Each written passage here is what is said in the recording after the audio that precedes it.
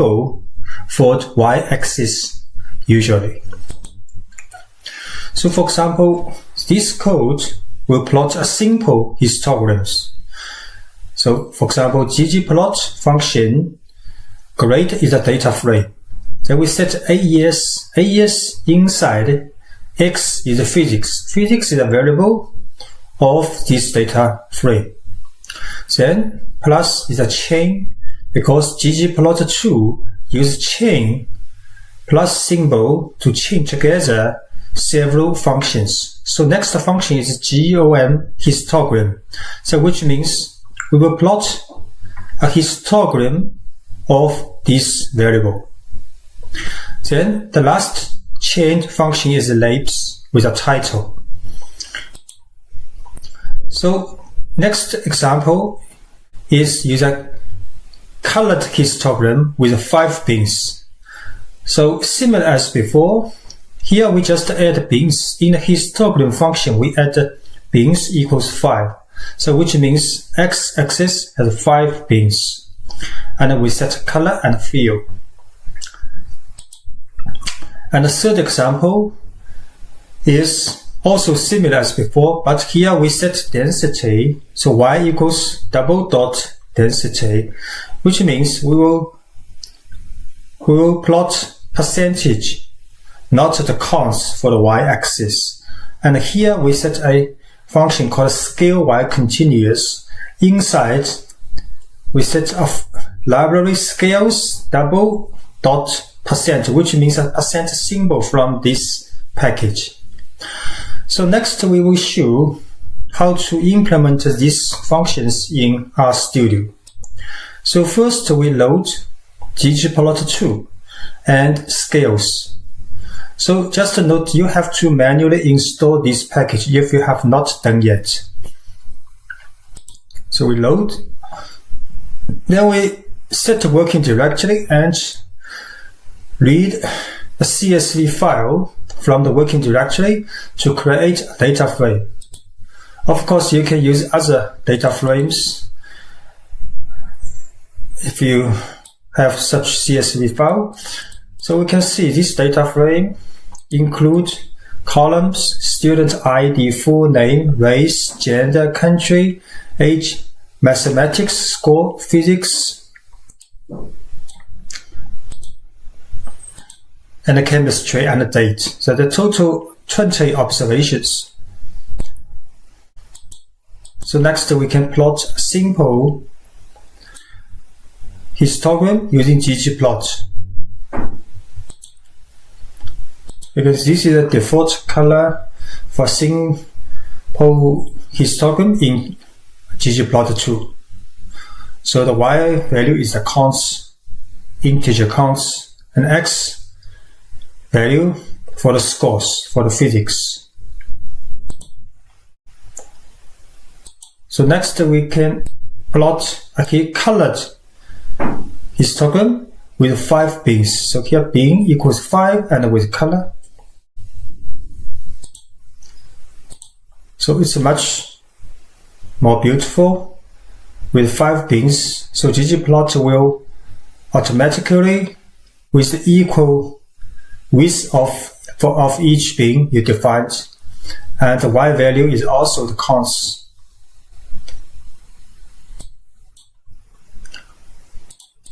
And in the third example, we plot for the y value is a percentage, also with a symbol called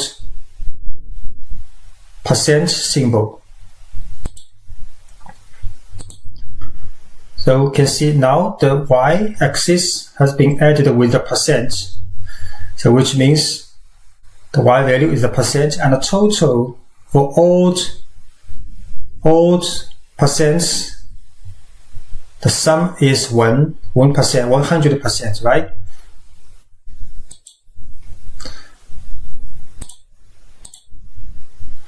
Thanks for watching and subscribing our channel.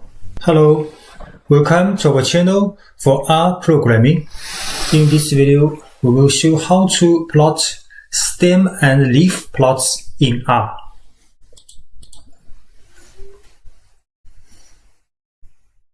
So we know stem and leaf is a method of displaying the numbers by dividing the numbers into stem and leaf.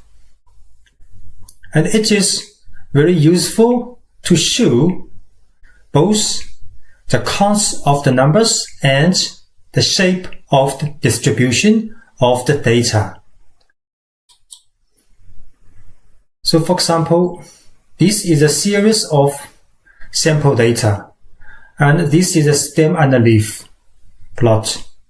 So you can see the left side is stem and the right side are the leaves. So for number 59, so the stem is 5 and the leaf part is 9. And for number 74, 77, 78, so these are stem with 7 and a leaf with 4, 7, 8. So next we will show how to plot stem and leaf plots in R. So this is a vector called score with about 10 numbers.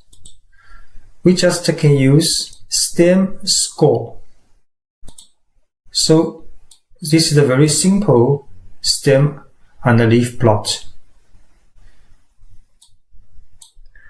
And sometimes the number will be very large and stem and leaf plot will automatically by default show very straightforward way. So for example, check weight data frame has a weight variable and there are about 600 numbers for this variable. So if we show stem check weight, the stem leaf plot will have the stems 2, 4, 6, 8, 12, 10, and so on. And the leaf will show almost the shape of this variable. This is like a shape. So you can see 4 has many leaves. Here, the plus sign means omit. There are about 38 leaves omitted.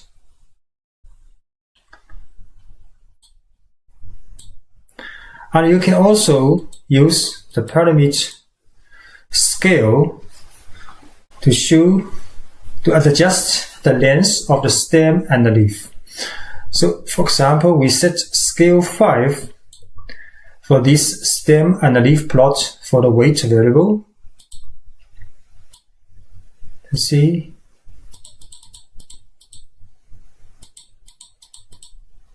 It's a very long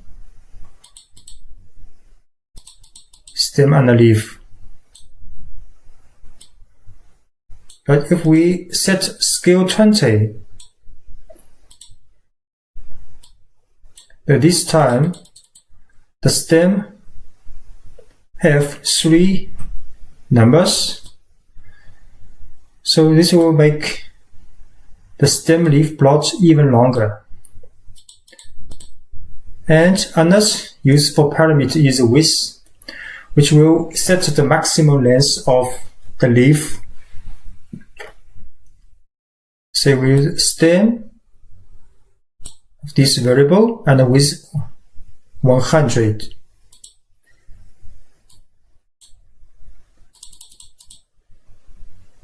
So almost all leaf numbers displayed, but several leaf number use omission.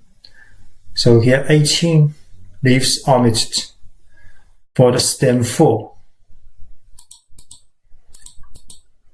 But for this variable, use width 100 quite appropriate. And if we use width 20, almost stem the same as before, but the leaves has many omitted. Here 98, 68, 39 leaves omitted. So which kinds of options depends on the data you can use.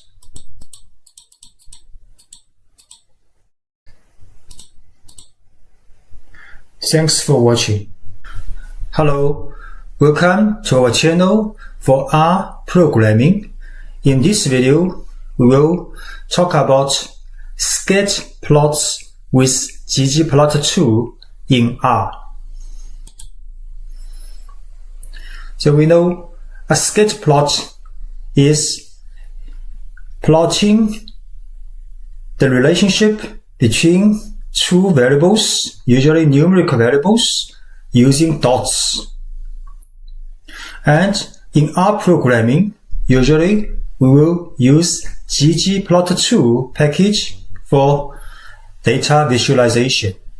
And if you want to plot a sketch plot using ggplot2, you can use the function geom point.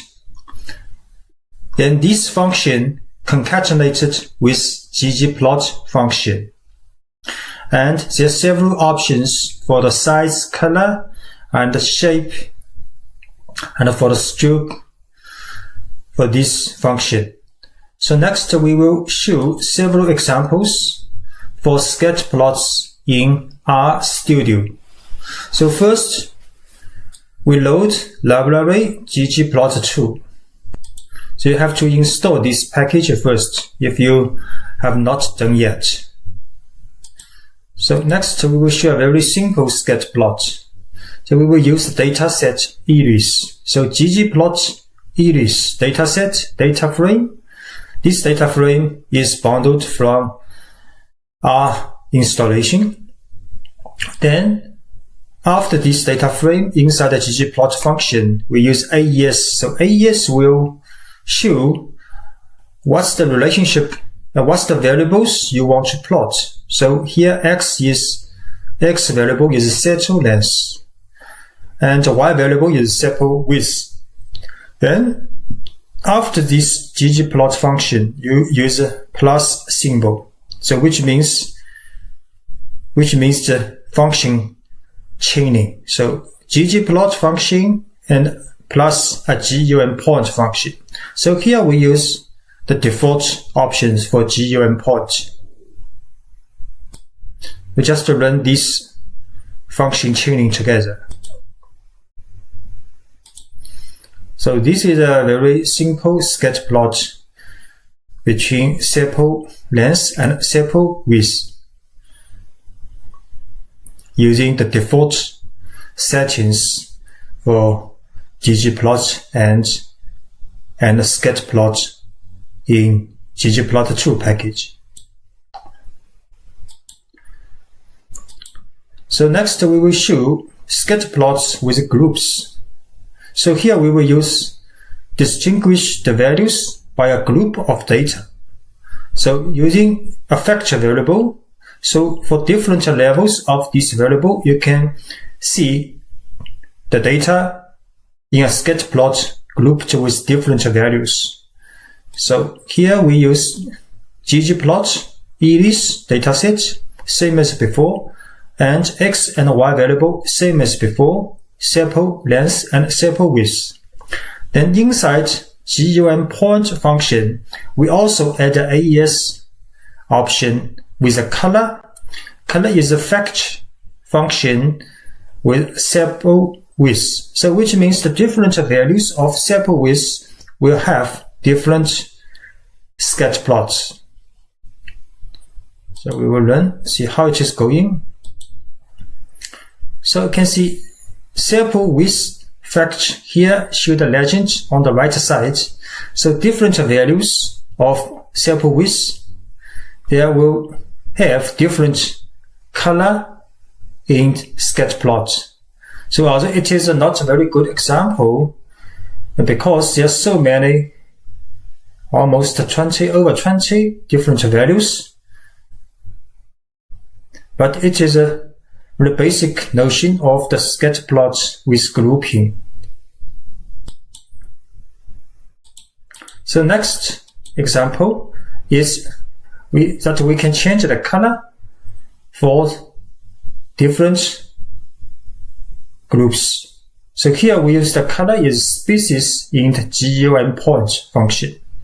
So iris, then plus point, sepal length, sepal width, and we set a color option in species. So species is a variable inside iris.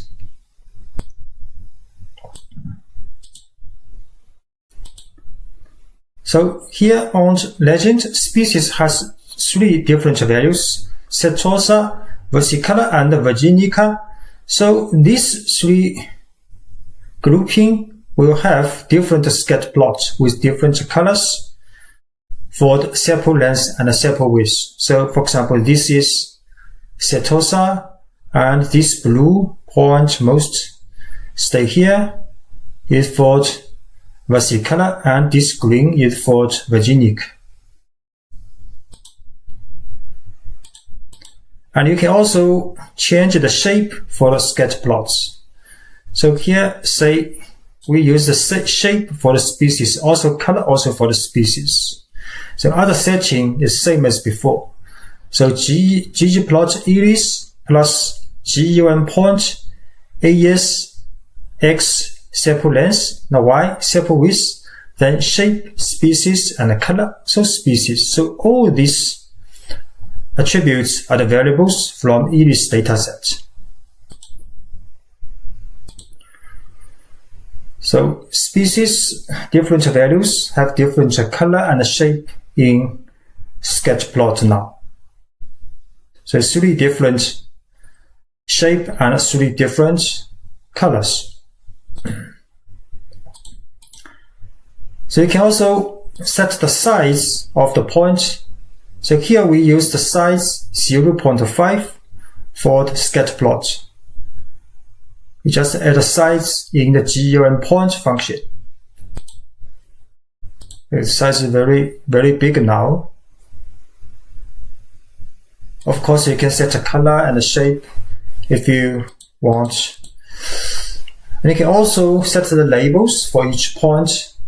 So here we set ggplot, iris, AES, X, and Y, and add the GUM point function. Then next we add another function called GUM text function, and with the label equals row names of iris. We will see how it is going.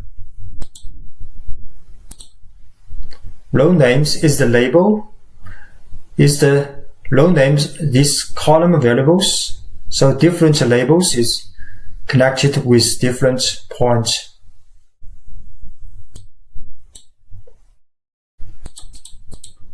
And next we will add a regression smooth line upon this scatter plot. So after GUM point function, we set start smooth function, and the method is LM, which is for linear regression.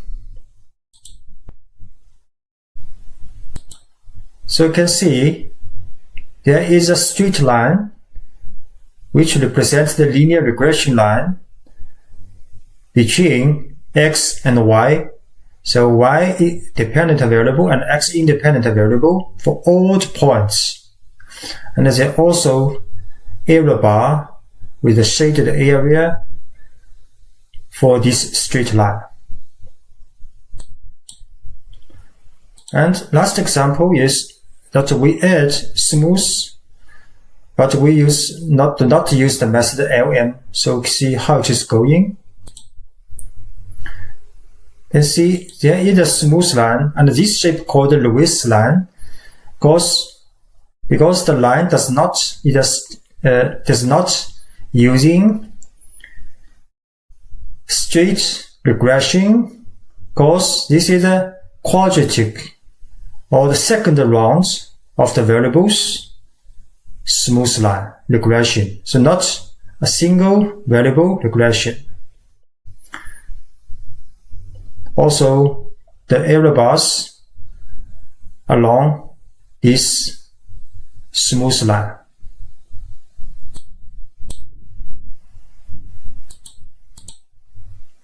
Thanks for watching. Hello, welcome to our channel for rprogramming.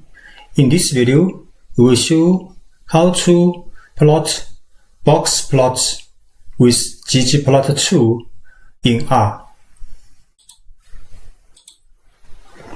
So we know a box plot is a statistical plot which shows the distribution of random samples, and specifically it displays the 5 number summary in statistics.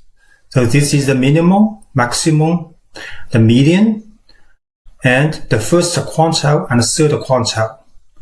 So the median means on both sides of this value, they are about 50% of the random numbers. And the first quantile means about 25% of random numbers below this value, and the third quantile for 75% of random numbers below this level. So box plot usually include two parts, a box part and a whisker part. So the box part is for range between Q1 and Q3, and the whisker part is for the 1.5 times IQR, which means interquartile range. This is between Q1 and Q3. So we look at this figure. This is a box plot and it is symmetric. For example, a normal distribution will have a similar box plot like this one, because this is the box one and this is the whisker. You can see on both sides of this median line it's symmetric and the range almost the same. And this part of the whisk is about 1.5 times this range. This is the interquartile range, IQR, so this is whisker part 1.5 times of this range. So lower than this point and higher than this point outside of the whisker is regarded as the outliers from this random sample. And this box plot is not symmetric. So this is called a negative skew because the lower part of the value has longer tails. So these longer tails, long range from median to this minimum point, then median from median to the highest point, and this outlier.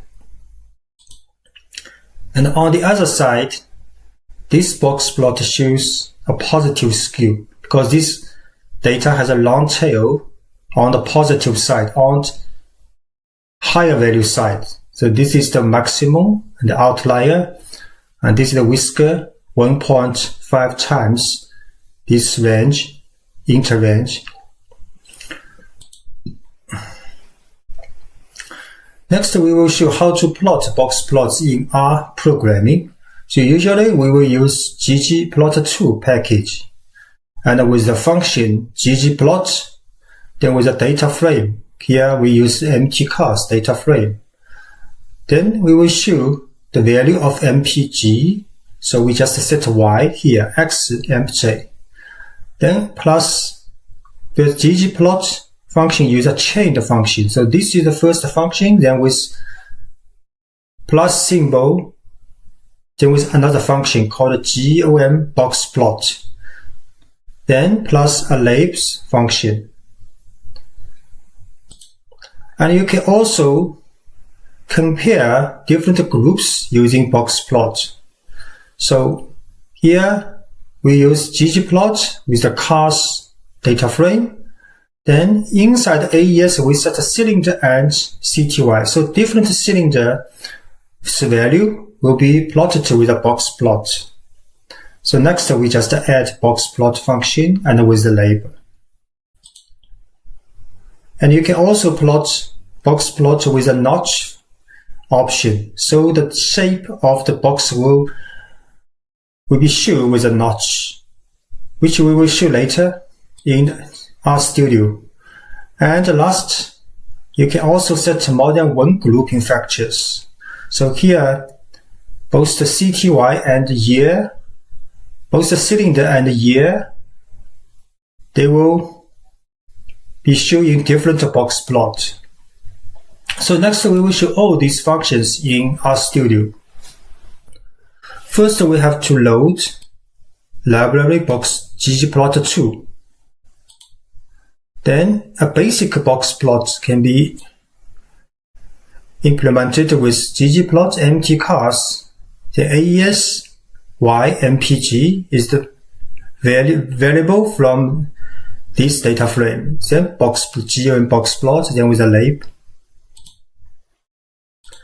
Now this is a very simple box plot. You can see the higher value has longer tails than the lower part of the value. So this is the variable miles per gallon MPG.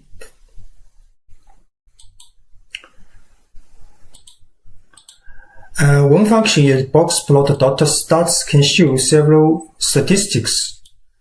So here you can see there are 5 numbers: minimum, first quantile, median, third quantile, and maximum. And there are 32 observations.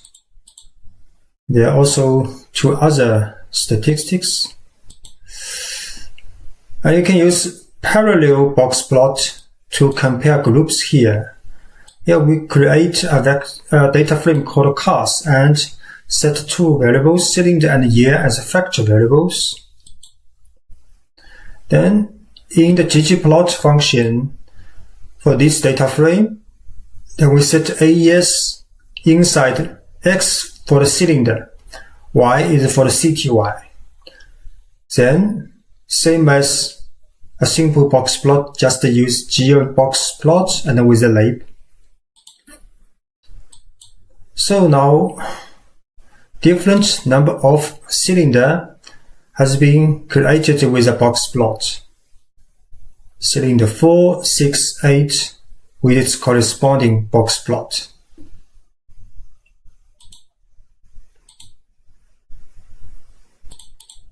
So next is a notched box plot. We just add a function option called notch true and with a fill color and with the width of this notch.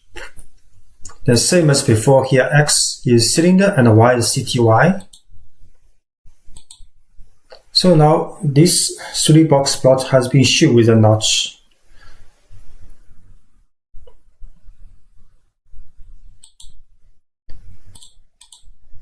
Last box plot is including more than 1 factor variable. So here we set X is cylinder, then with the fill option is year. So we can see how it is going.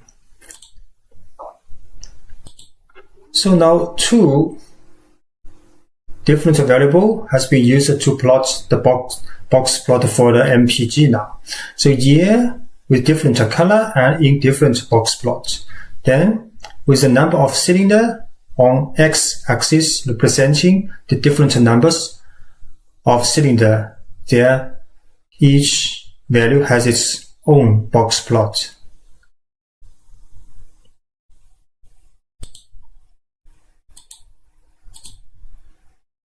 Thanks for watching. Video we will show how to use rprogramming to display some descriptive statistics. So when you start to do data analysis, usually the first step may be to describe the distribution of each variable numerically. We say show some measures of central tendency, variability, and distribution shape for continuous variables.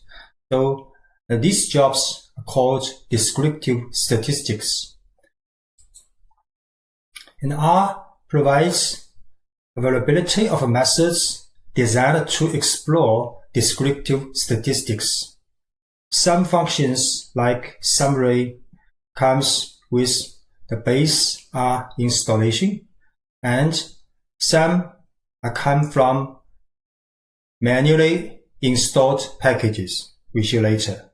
So for example, you can use summary. This data frames variable called myVariance can show the maximum, minimum, and quantiles and mean values. And you can also combine some functions, user-written functions, with sapply to show the functions which includes some statistics for each element in R, then combined with some scalar value or matrix value in the result. So for example, this is a function user-written called myStatus, which will return mean value and how many observations and standard deviation and skewness and kurtosis. So can combine sapply with this function and to run on these variables of the data frame. And one package called HMISC has a describer function which will show quantiles, values, means, and 5 highest and lowest values. So different functions may come with the same common results like mean and median, but some functions has its own results for the descriptive statistics. You can see this function called, this package is paste-this-text. There's a function called stat.dsc, means statistics describe. So the function just apply on these variables of this data frame, then including some common descriptive statistics like minimum, maximum, range, and in addition, 95% confidence interval for the mean variance and the standard deviation will also be shown. And p-value as well. Another package is psych, psych package has also a describe function. If you apply this function to these variables, we'll get the median, absolute deviation, change mean, and the minimum, maximum, and the range, and the skew, kurtosis, and the standard error of the mean. So sometimes if you want to show descriptive statistics by each group, so you can use a function called by first. By, so combined with the function which you want to apply, then with this data frame and with specified index. Index is a factor variable, a list of factors, can be more than one variable here. So each group based on these variables, a variable of variables will be done with these functions. And one big package called dplyr is the framework from a bigger one called tidyverse.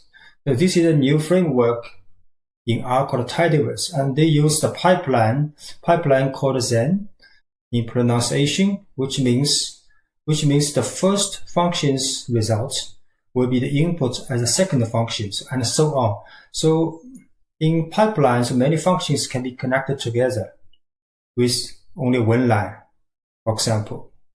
So, and the result is a tuple, is a kind of data frames which conforms with the tidyverse framework. So in this package, for example, the summarize and summarize all can be used to calculate many statistics and with the group by function together. So next we will show all these applications in RStudio. First, we will use a data frame called empty car, which comes with R.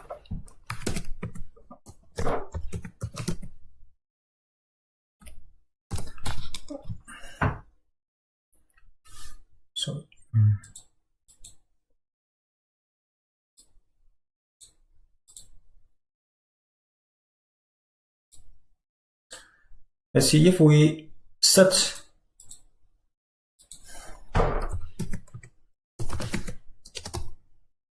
so you can see empty car is a data set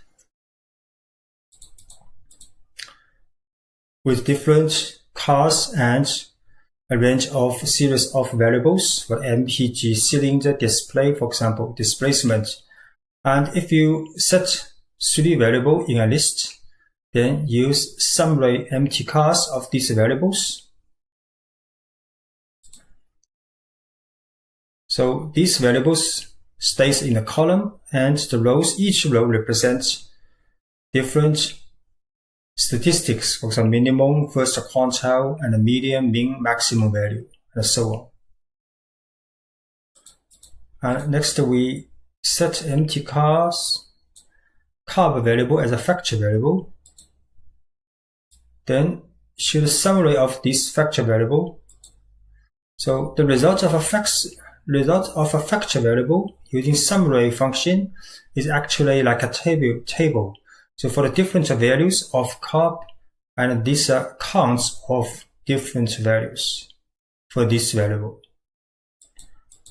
And next, descriptive statistics using sapply. So we know in R, apply function is quite common. Apply is a function combined with other function would be run on the column or rows of matrix.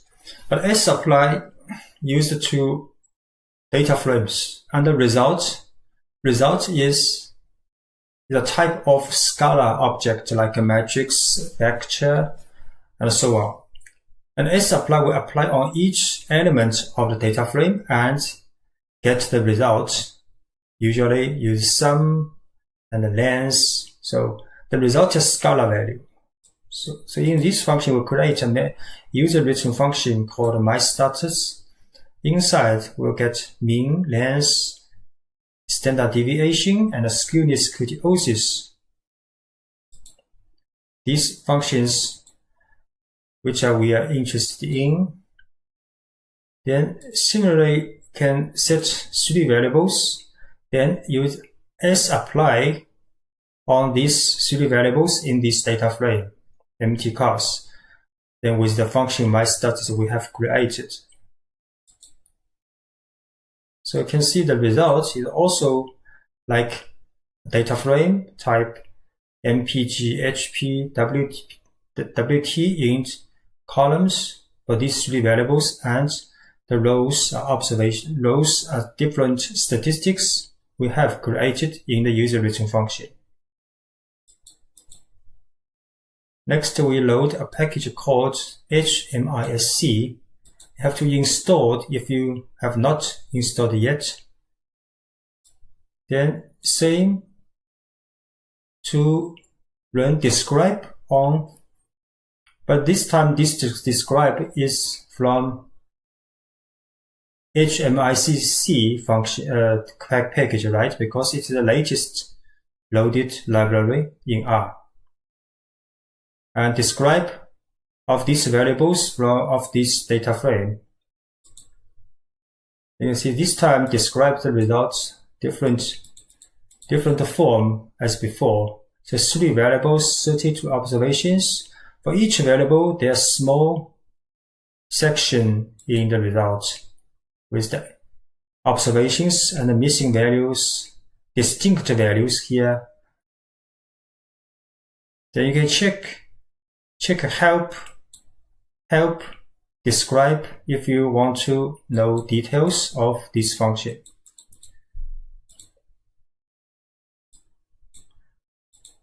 Then we load a package called histograms. So you can use the function stat.dsc to these variables. These are 3 columns for 3 variables and quite a lot statistics from this function. For example, standard error of the mean and confidence interval of the mean at 0.95 confidence level, and the standard deviation, the coefficient of variance. There are quite a lot information from this function. And next library we'll load is psych. Then psych package also has a describe function. So describe these variables.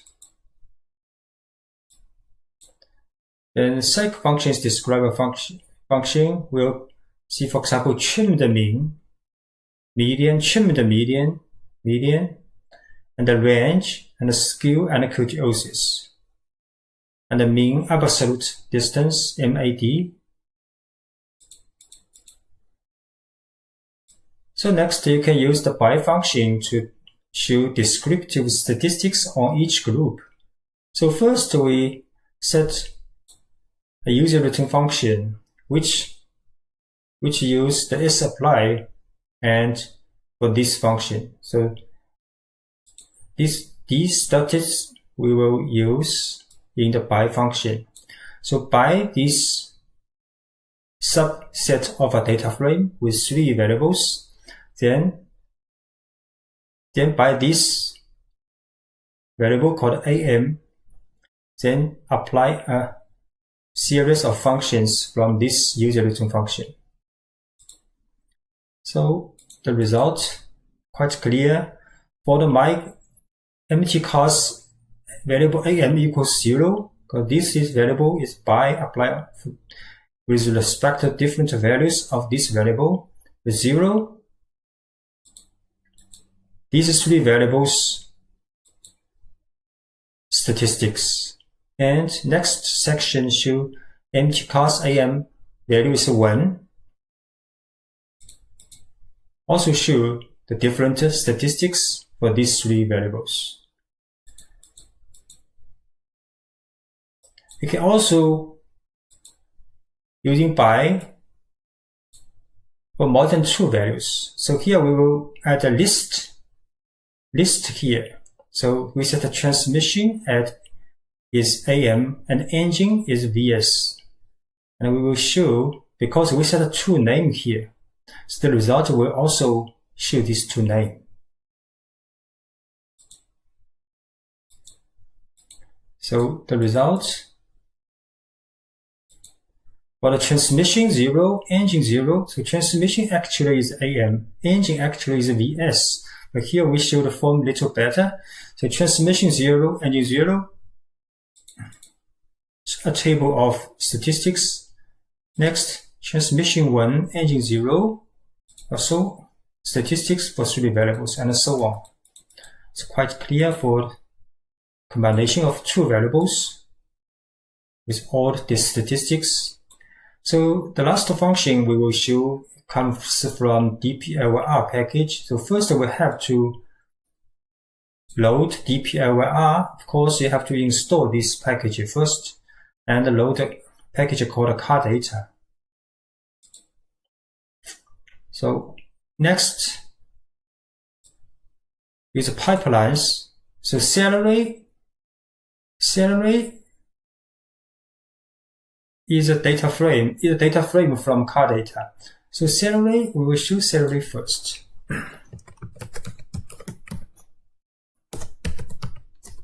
Salary is a data frame, comes from car data. Lots of observations, salary, rank, discipline, and YRS since PhD, YRS years since service, and salary. So salary passed to also to summarize function from dplyr. Then in the summarized function, we define 3 functions called median, minimum, and maximum. Then median, minimum, maximum, inside is a variable salary. So don't be confused. This first salary is a data frame. And this salary means the variable salary of this data frame. So inside the summarized function, this summarized function comes with dplyr package. So inside the summary function, we do not need to write salary's data frame because salary's data frame has passed to this summarized function. So we just refer to this variable is okay. So we run. So the result is median, minimum, maximum value of the salary from this data frame. The result is quite simple. Next example is salary also passed first to the group by function. This function also comes from dplyr. So if we use a pipeline, so all the function comes from dplyr, right? So group by these 2 variables. Of course, these 2 variables comes from this data frame. So rank 6 from this data frame. Then after group by these 2 variables with all the combination by subgroup, then apply a summarized function which includes 4 different statistics. The length means the observation of the salary, the median, minimum, maximum of salary. So it is so quite understandable.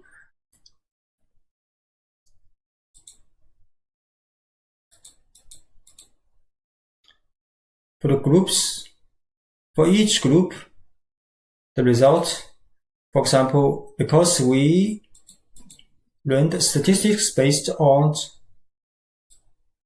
variable, rank, and sex, right? So each row, the first 2 columns represent different rank and sex. Then next 4 columns represent the statistics we want to see.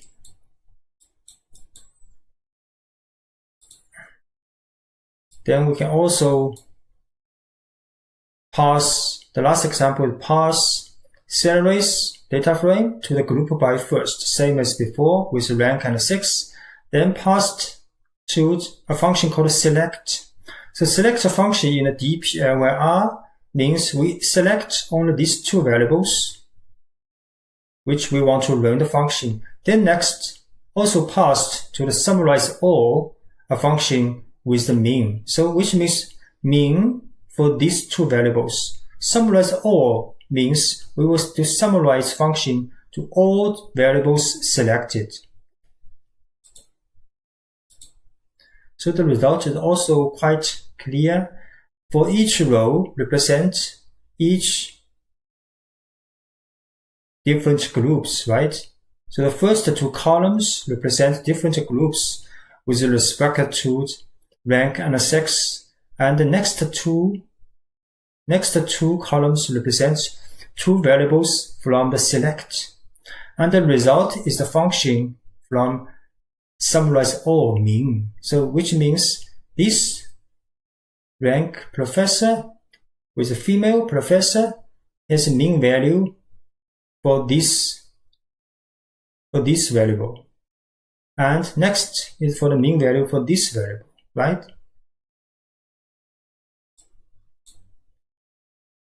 If you want, you can also go to this link to download the source files for the statistics using R, this playlist, and we will upload more videos, and all the videos source files can be found from this link.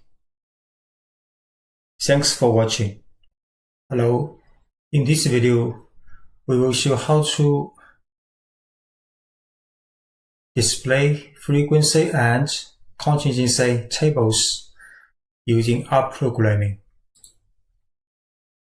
So we know a frequency table will list sets of values and how often counts for each values. And in R, these tables will help you understand how often some values for specific variables occur, and a contingency table, which means a two-way for two-variable frequency table. And R provides several methods for creating frequency and contingency tables, and the functions also used to add margins, for example, or calculate proportions.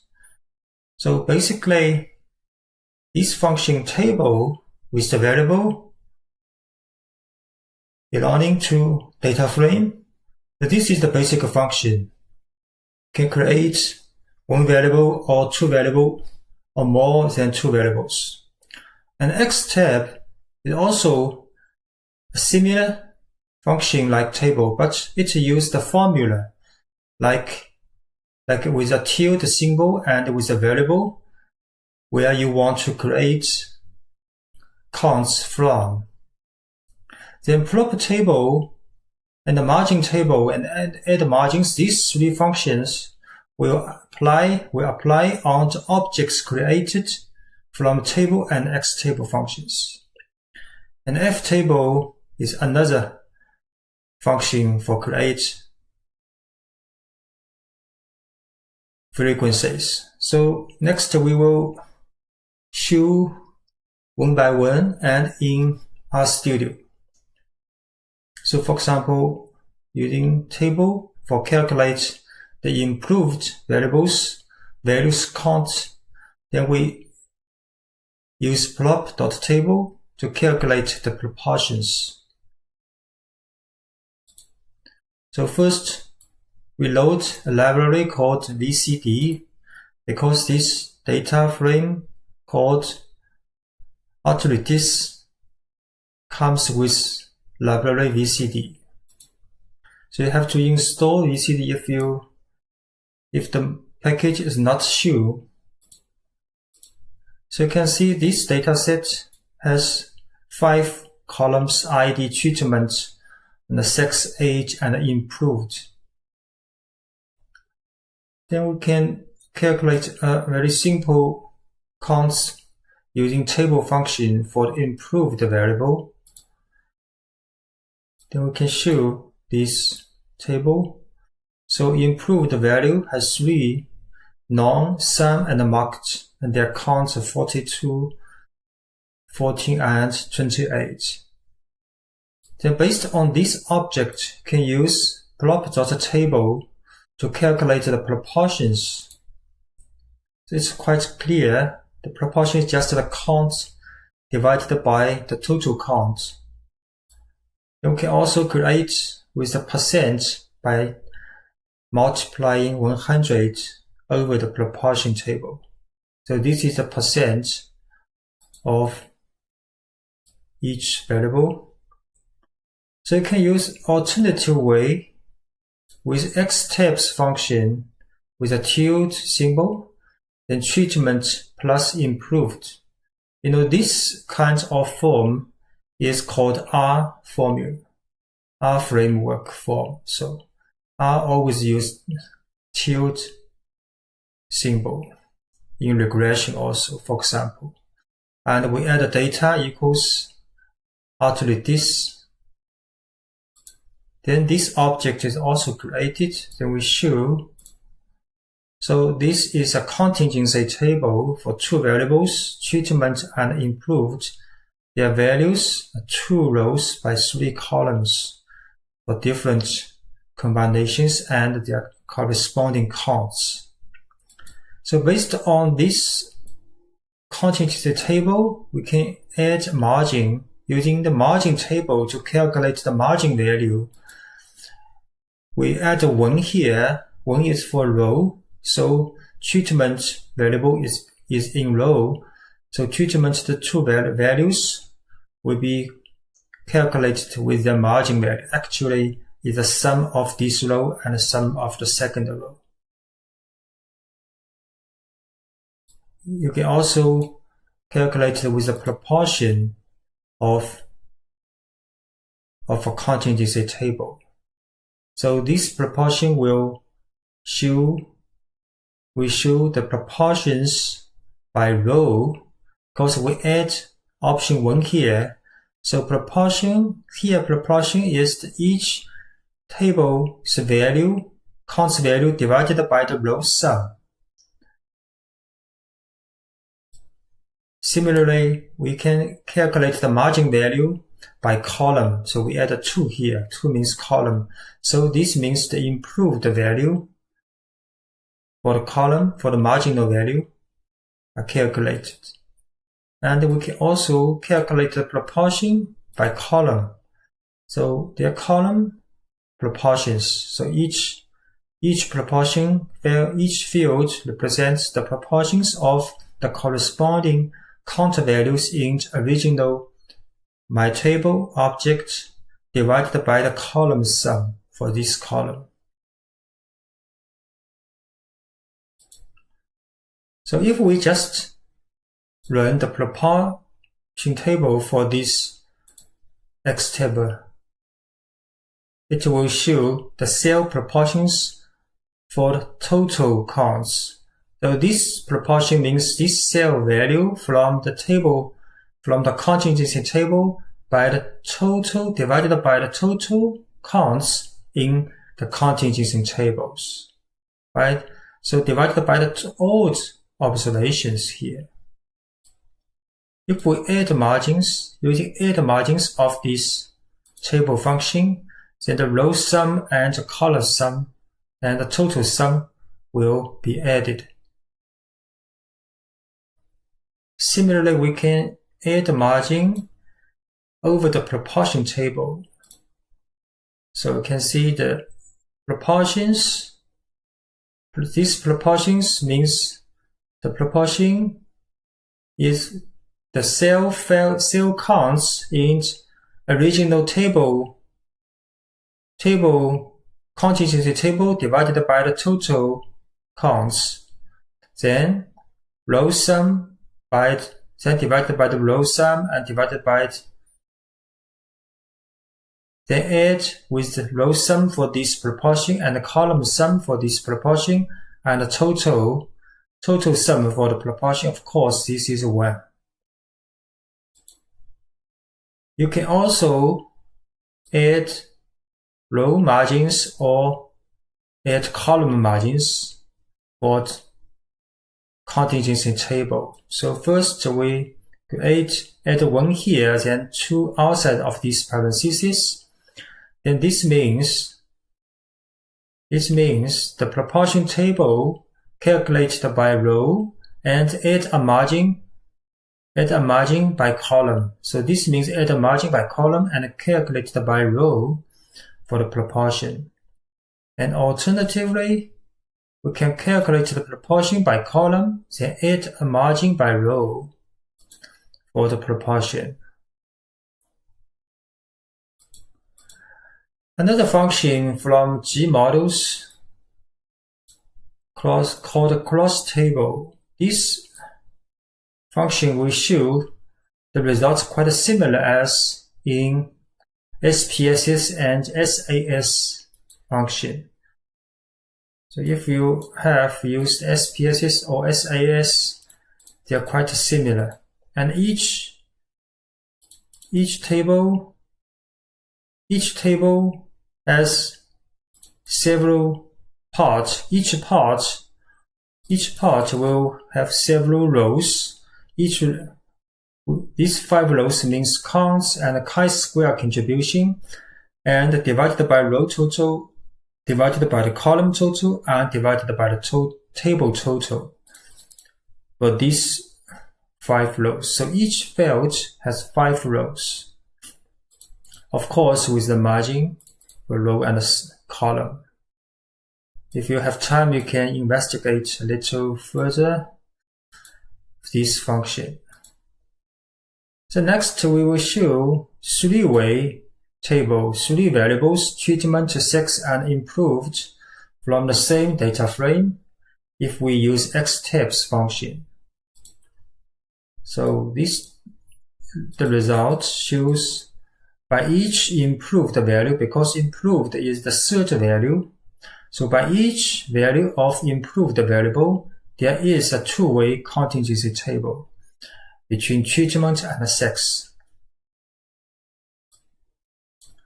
Then we can add a margin. Then we can calculate the margin value for treatment. Second variable for sex, how many counts, and for improved variable. Then you can also calculate the total by two variable. So here we add C13. C13 means treatment by improved. Actually, this is a two-way contingency table. So next function called ftable. If we use ftable run on the myTable function, myTable comes from xtabs object, right? But this is a three-way table, so we also can show further with the ftable function. So ftable will list the third column by each value. Then on the row, we'll show the combination of the first two variables. So like treatment placebo, female, placebo, male, treatment female, treatment male, then with each observations of improved variable.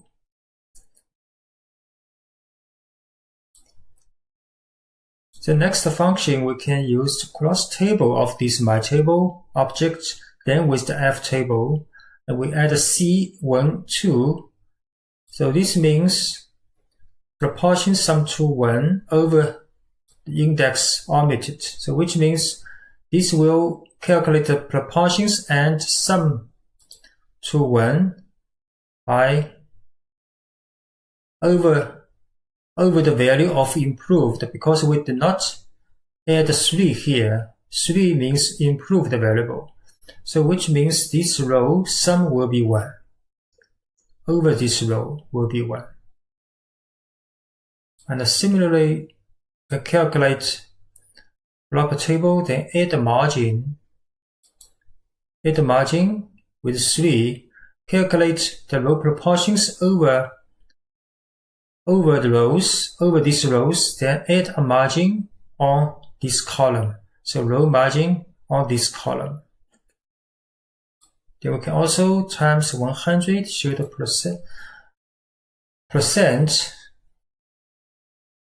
So we have shown most of the table related function for generating frequency or contingency tables by one variable, two variable, and more than two variables in R. So usually the basic function we have seen based on the table function and based on xtable function. So table function and xtable function are basic. Then we create object. Then based on these two kinds of object, we can add margin. Add margin, then I can calculate the proper table proportion or calculate the margin value.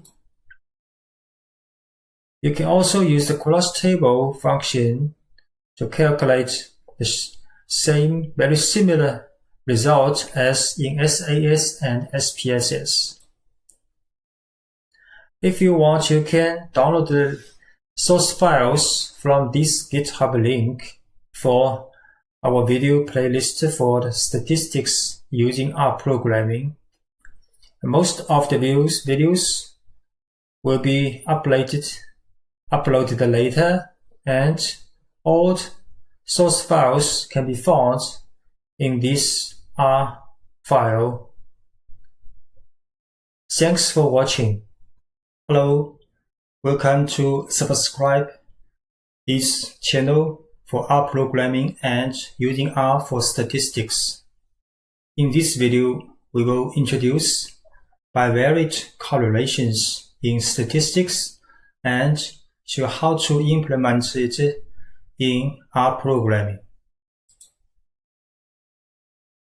So we know correlation coefficient I just used to describe the relationships among quantitative variables, and the most commonly used correlation, called Poisson projector moment correlation, assesses the degree of linear relationship between two quantitative variables. And the formulas for correlations comes from how to calculate the covariance first.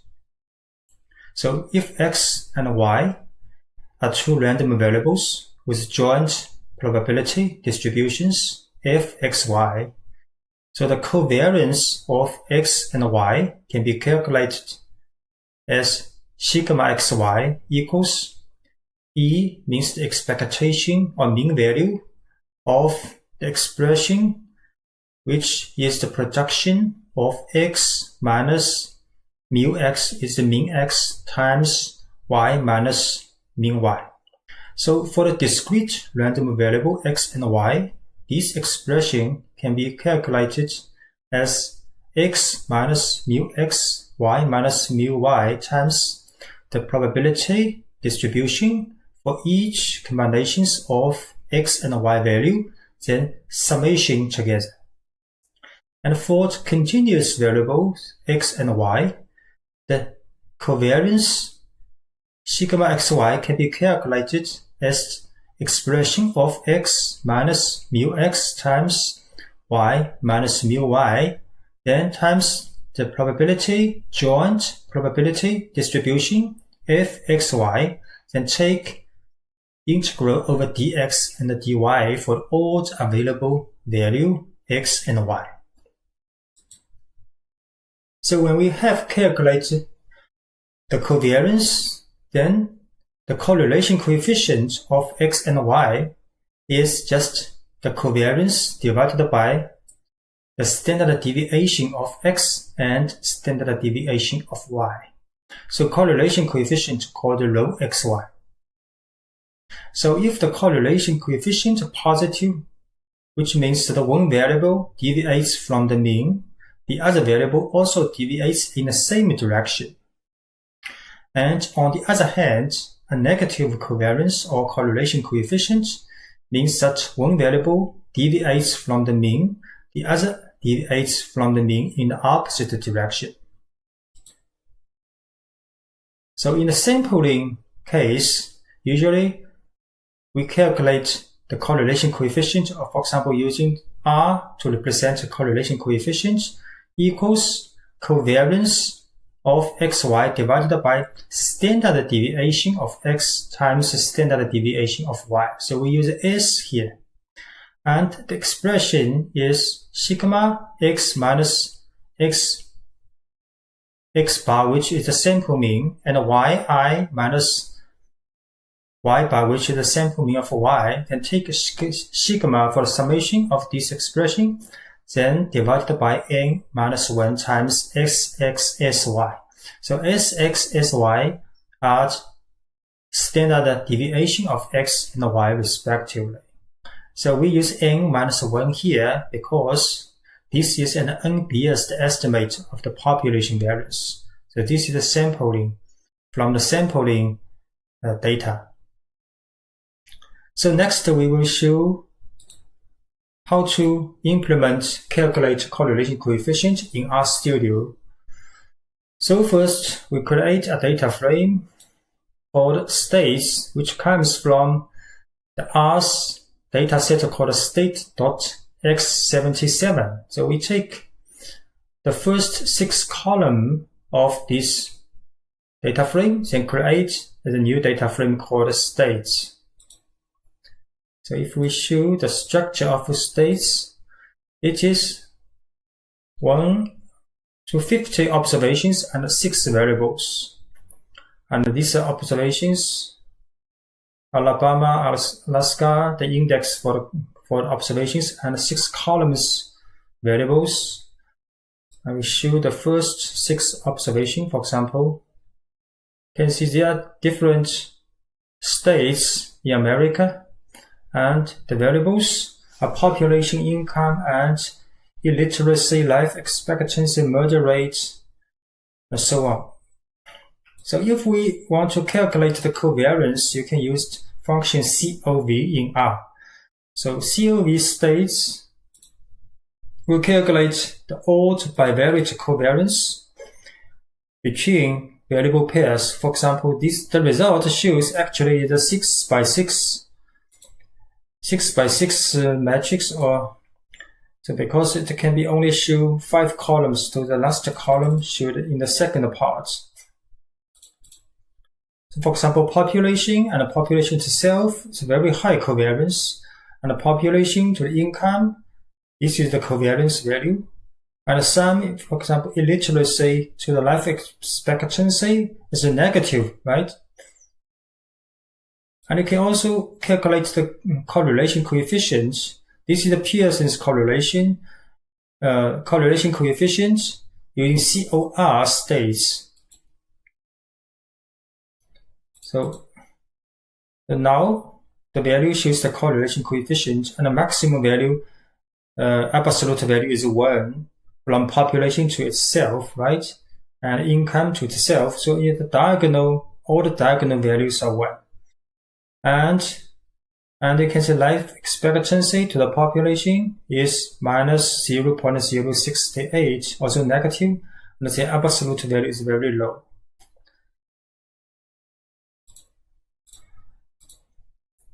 And we know Pearson's correlation coefficient, it should be applied when the data should be symmetric or very close to normally distributed distribution. So if in some time when the data or the sample data is not like normal distribution and not symmetric, so in this case you can use another type of the correlation coefficient. They are Spearman's correlation coefficient, which use rank order correlation. Is a non-parametric statistic, and so can be used when the data have violated parametric assumptions such as non-normally distributed. And another alternative is Kendall's tau, is another non-parametric correlation. And it should be used rather than Spearman's coefficient when you have a small data set with a large number of tied ranks. So both non-parametric methods use the rank order. They do not use the real value like in Pearson's correlation coefficient. They use the rank order for each observations.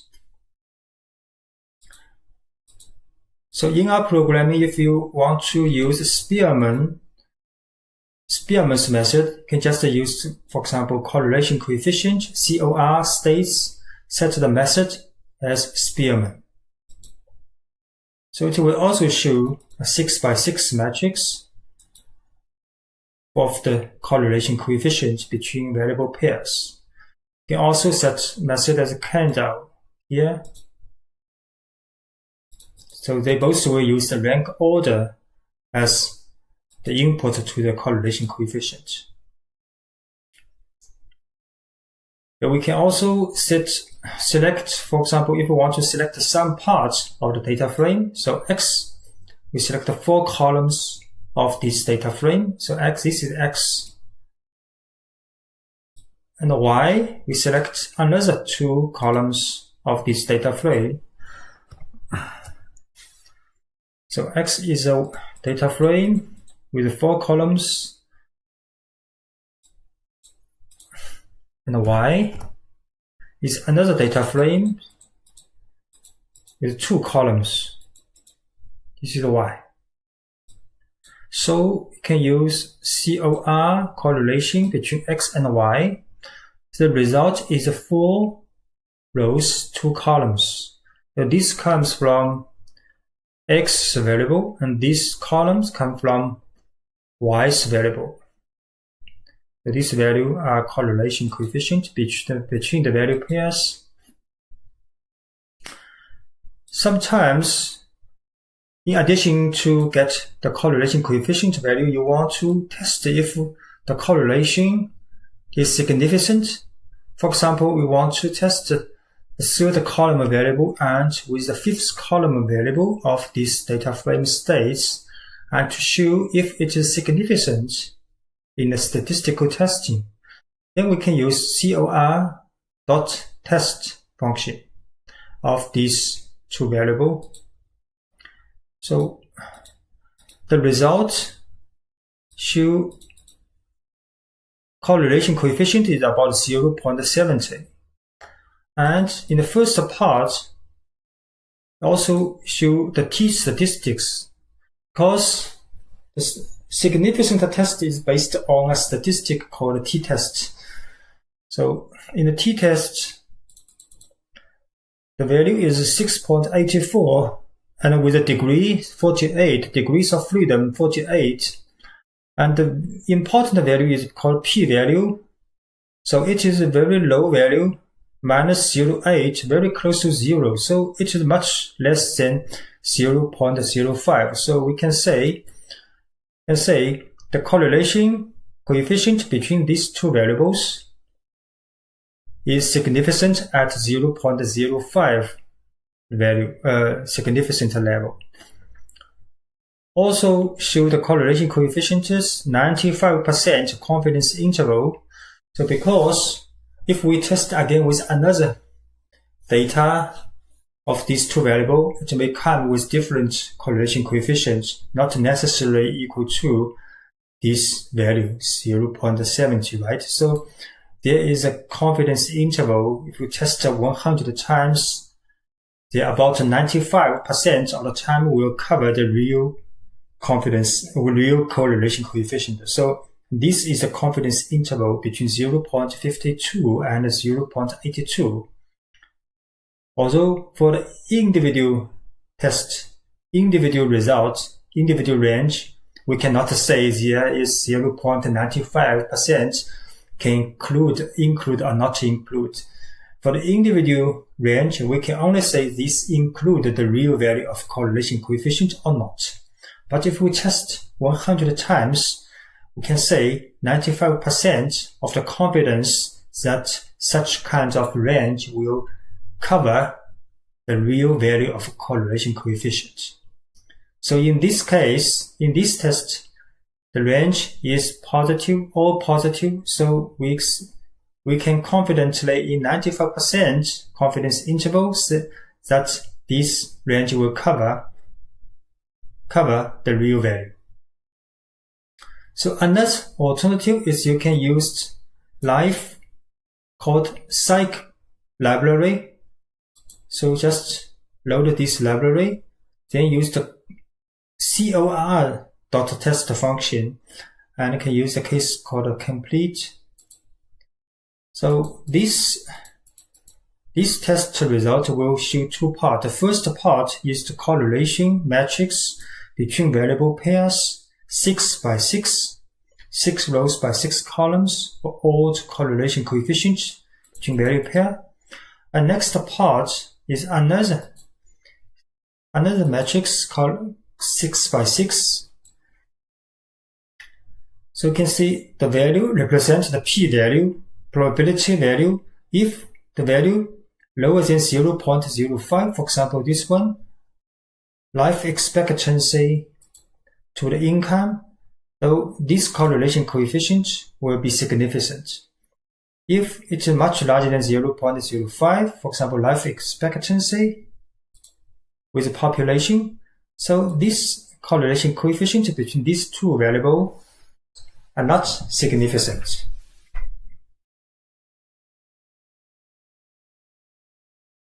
And if you want to download the source files to practice the code in RStudio, you can go to this link. Go to this link on GitHub. And all the videos in this playlist for R statistics will be uploaded later. You can find the source file called rstatistics.r. Thanks for watching. Hello. Welcome to our channel for rprogramming. In this video, we will show how to implement binomial distribution in R. So we know binomial distribution is related to a so-called Bernoulli process. So an experiment can be called a Bernoulli process if it has the following properties. So the experiment consists of repeated trials, and each trial results in an outcome that may be classified as a success or a failure. And for each trial, there is a probability of success called P remains constant from trial to trial, and the repeated trials are independent from each other. And the number of success in n Bernoulli trials is called a binomial random variable. And the probability distribution of this discrete random variable is called binomial distribution. It can be denoted by B, X, and P. The formula to calculate the probability for binomial is the combination of nx times the p's x power and the q's n minus x power, where q equals 1 minus p. And x can be discrete random variable from 0 to n. The binomial distribution's mean equals n times p, and the variance equals n times p times q. So where q equals 1 minus p.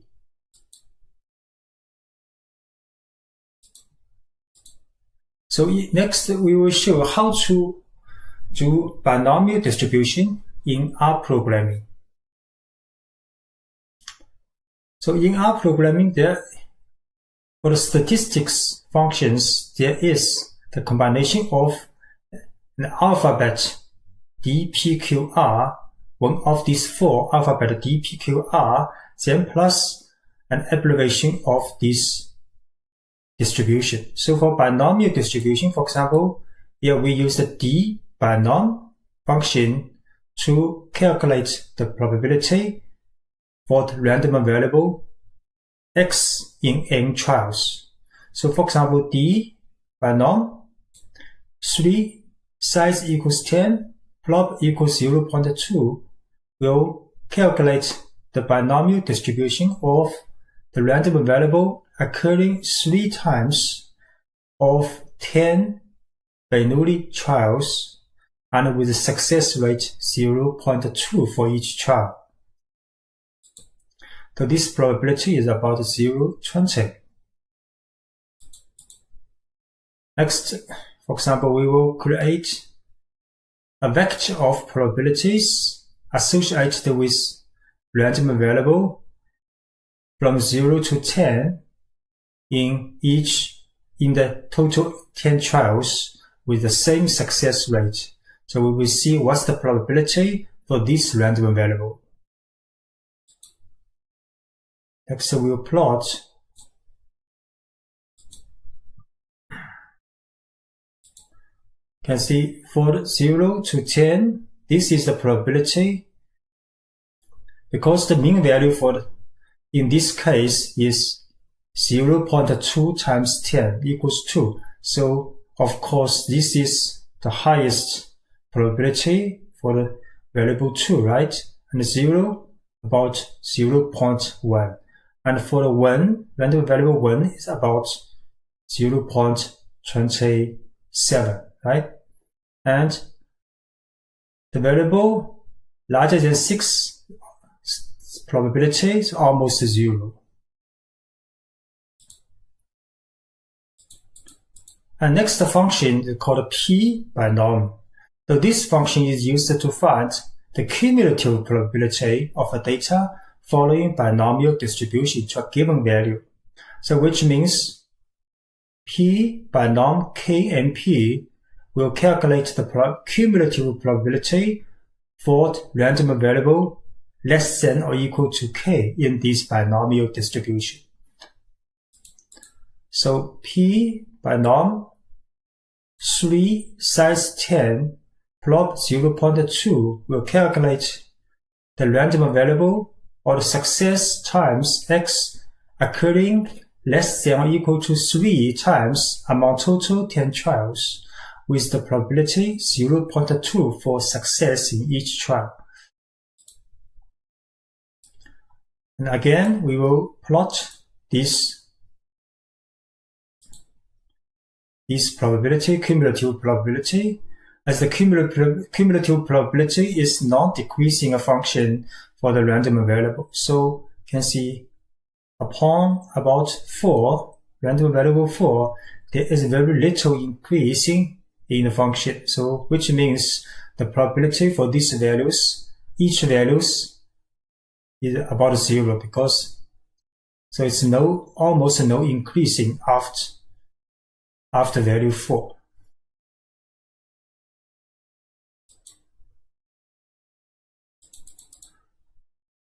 And the third function is called Q binomial. This is used to find the nth quantile. This is actually the opposite function for the P norm. So Q norm will find the random variable of x given a cumulative probability. So its formula is Q binomial with a probability P of n trial, and this is the same as before for the success rate. So Q binomial 0.879, for example, and size 10, 0.2 for the block will calculate the random variable x associated with a cumulative probability of 0.879. So it's 3. It's 3.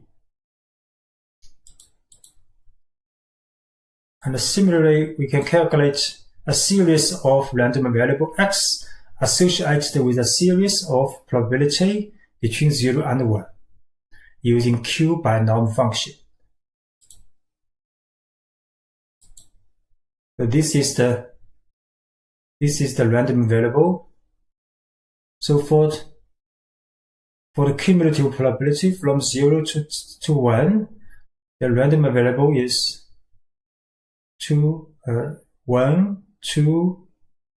1.11, then 2, 2, 3, 3, 4, right? So, and over 4 is increased very quick for the random variable because there is almost no cumulative probability increase of these random variables change, which means the cumulative probability does not change and these random variables' discrete probability is almost 0. And last function we will show for binomial is R binomial, which is quite easy. It just means to generate random variable associated with this binomial distribution. So here, for example, R binomial 8 will generate random variables from a binomial distribution with n trial and success rate is 0.2. So here you can see the 8 discrete random number 4, 2, 2, 2, 3, 1, 2, 1 are generated. It's 100% random.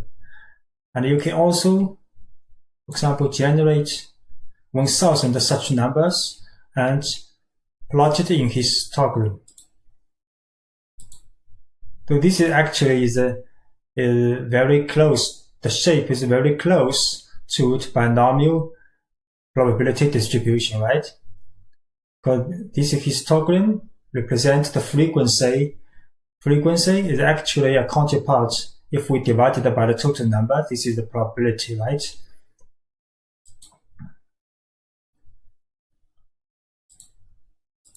And you can also download the source files to practice by yourself in RStudio by finding this link to get the R file.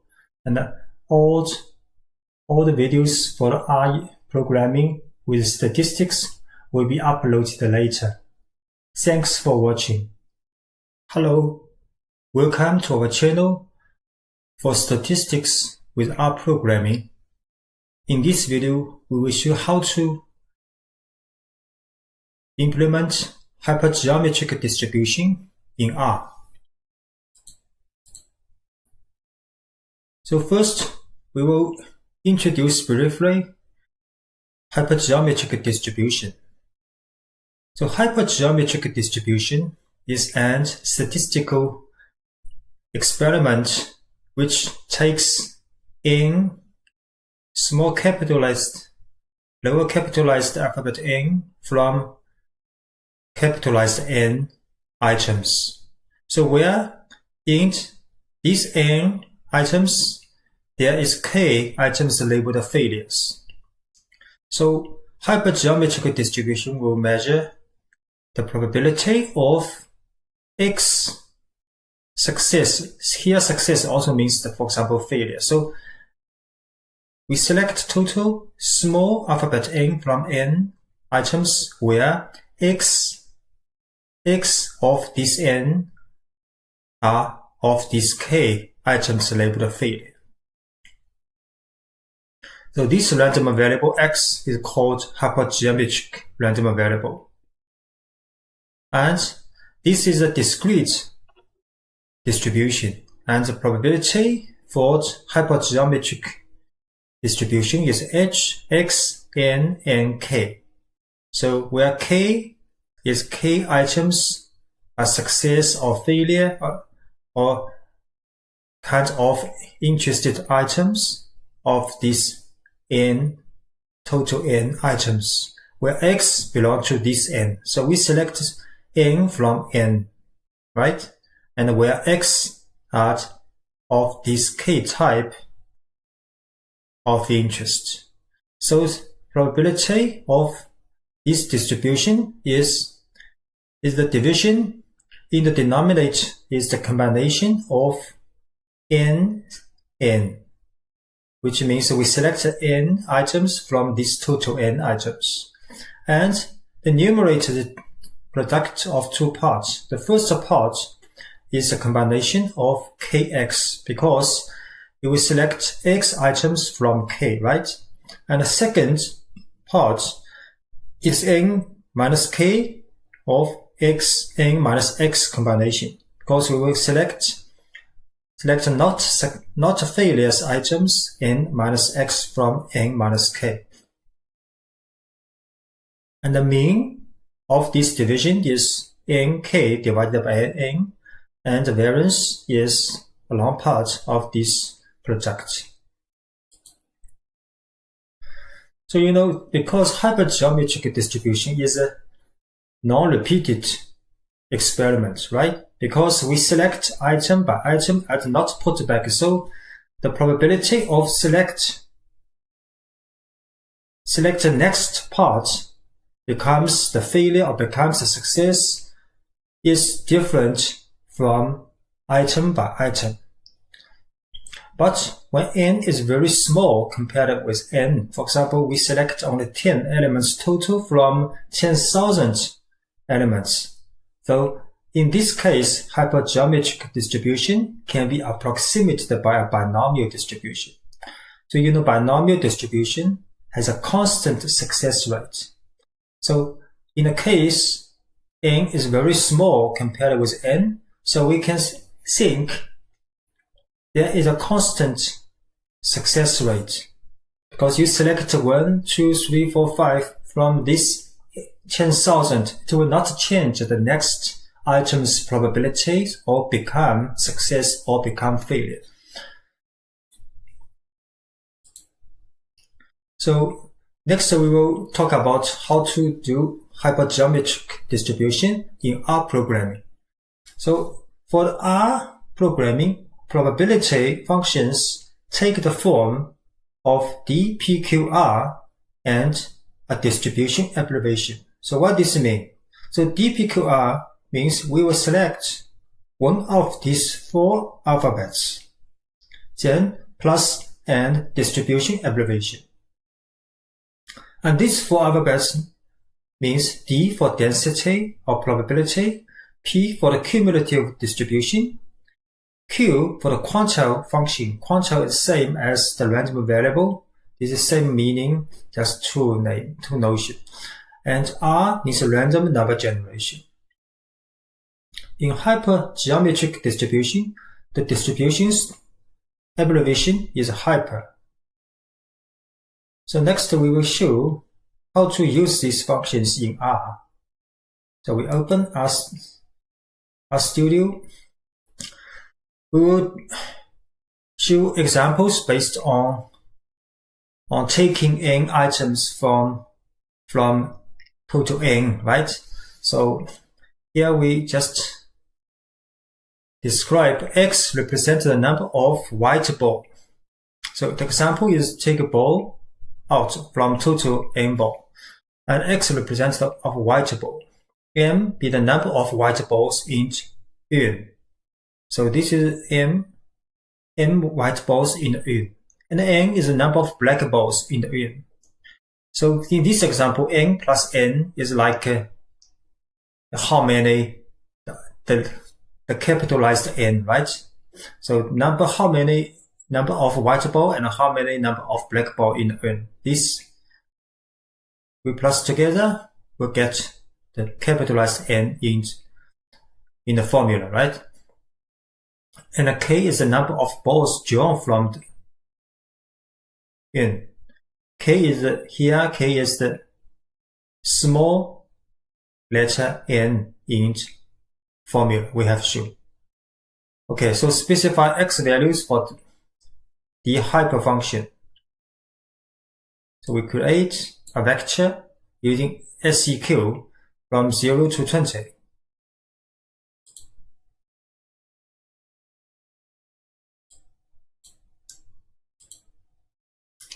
So this vector from 0 to 20, integer number. Next we can apply a function d hyper. We'll calculate the density or probability of x hyper. X hyper is a vector. So we will calculate the probability for selecting different number of success in this trial. This trial is the total number is 45 plus 30 from this n elements, total elements, the 75. And we select the 20, right? Select the 20. And we will measure how the probability of this different number of x success. Then we run. And we plot this probability vector.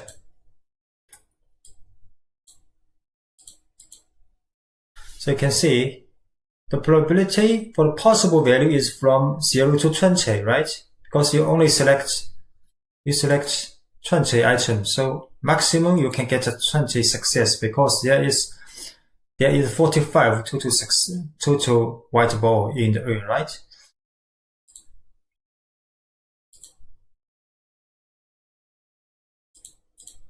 You can see about 12 or 13 number success is the highest, about 0.20 probability, right?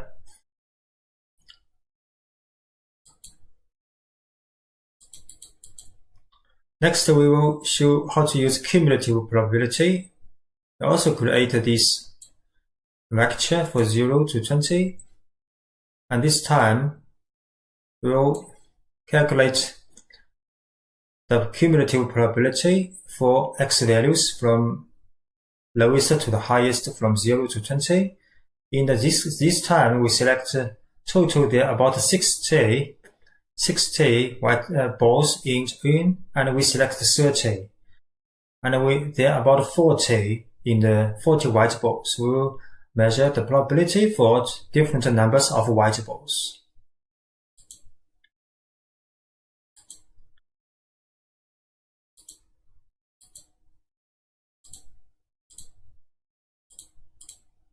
So this is the cumulative probability. You can see before we get the 15, there are almost no increasing, which means the probability is quite low, almost 0. But in this part, increase very fast, right?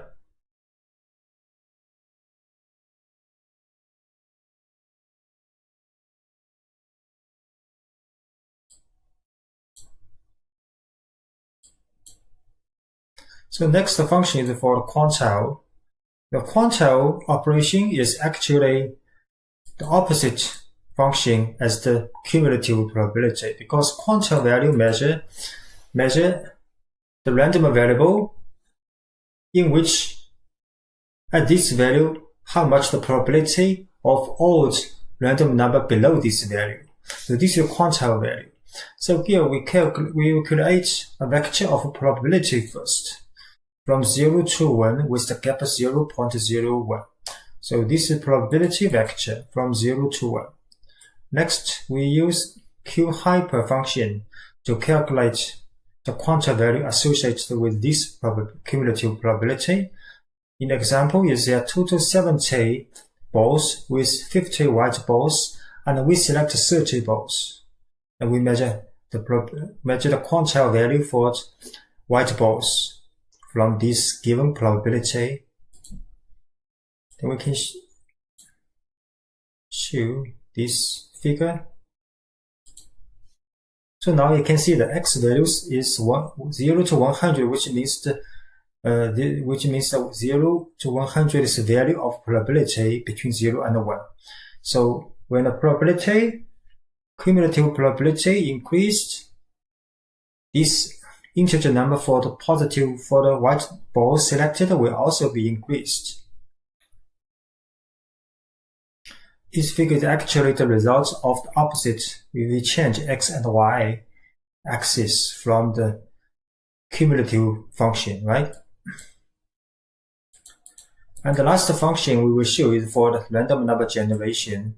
First, we set the seed for 100. If you can run again, we'll get the same result. And we set the n number. We select n random number from such experiment. And our hyperfunction will generate 10,000 number from this trial. This trial is total 70 ball with 50 white balls. And we select 30. We will take 30 balls from these 70 balls. And n different numbers for white balls will be selected. And we plot this vector of 10,000 numbers. So you can see about 21 ball, 22 ball, a very high probability, high counts frequency, right? About 2,000 times, over 2,000 times will be get. So they are about 0.20% in probability for these two values, right? So 30 balls selected from 70 balls, where 50 are white balls. So about over 40%, the probability there will be about 21 or 22 white balls of these 30 balls selected, right?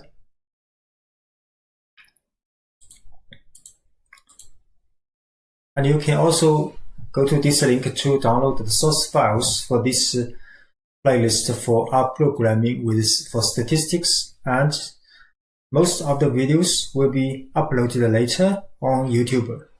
Thanks for watching. Welcome to our channel for rprogramming. In this video, we will show how to calculate the probability of negative binomial distribution in R. So negative binomial distribution is related to an experiment, and this experiment has the same property as for the binomial experiment. So in the binomial experiment, it's quite easy. We just measure the success times the probability associated with how many success during n trials. And in each trial, there is a constant success rate P. And for the negative binomial distribution, it's just the same experiment as the binomial, but here we focus on the case success occurs on the X trial. So their total trial, but we want to measure the case success. And this X is called the negative binomial distribution with k success. So if repeated independent trials can result in a success with probability p and a failure with the probability q equals 1 minus p, then the probability distribution of the random variable x, which is the number of the trial on which the case success occurs, is b with asterisk x then kp.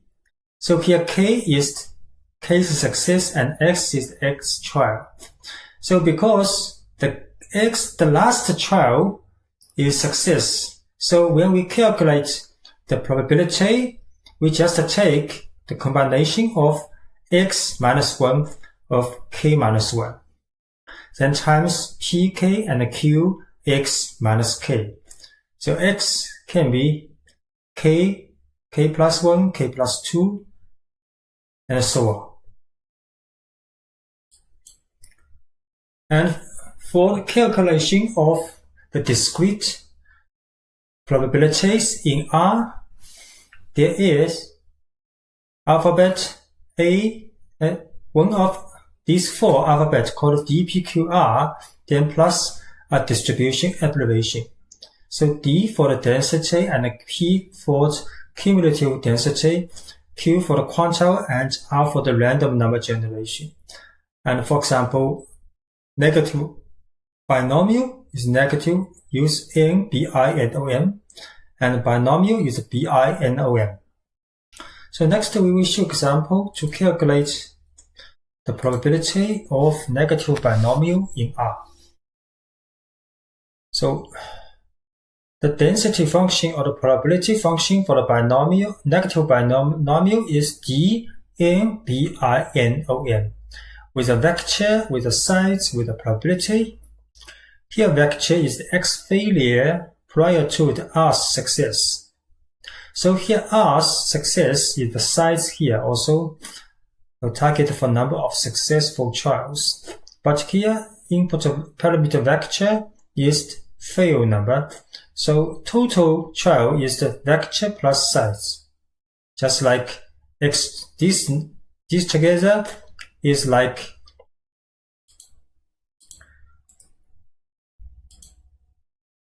the same as X here, right?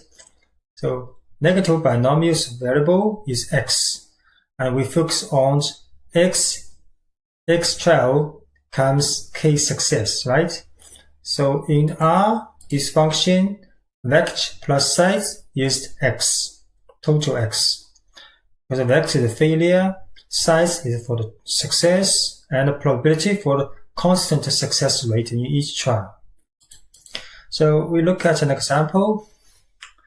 An oil company has a P equals 0.20 chance of striking oil when drilling a well. So what is the probability that company drills 7 wells to strike oil R equals 3 times? So here we want to calculate the probability of random number 7 with 3 success.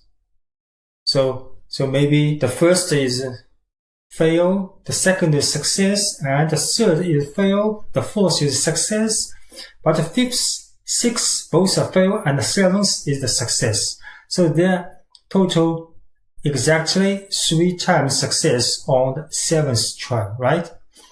So here we just set R equals 3, because this is for success, right? P 0.20 and N equals 7 minus R. N is the failure number. So we just pass in DNBINOM function. X equals N, size equals R, and PRB equals P. Just to run this. So there is about 0.049 probability that 7th well is the 3rd success, right? Next, we will show another example. First, set a vector x between 0 and 10 with the gap 1. So 0, 1, 2, 3, 4 until 10. Then we will calculate x times total failure before getting 3 times success. For each x number, we just d n BRLN with x. Then size is 3, probability 0.5 for each trial.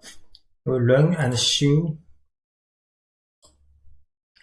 So for example, 0.125, which means x is 0. So failure 0 and success is 3. What means you take 3 trials, each a success, right?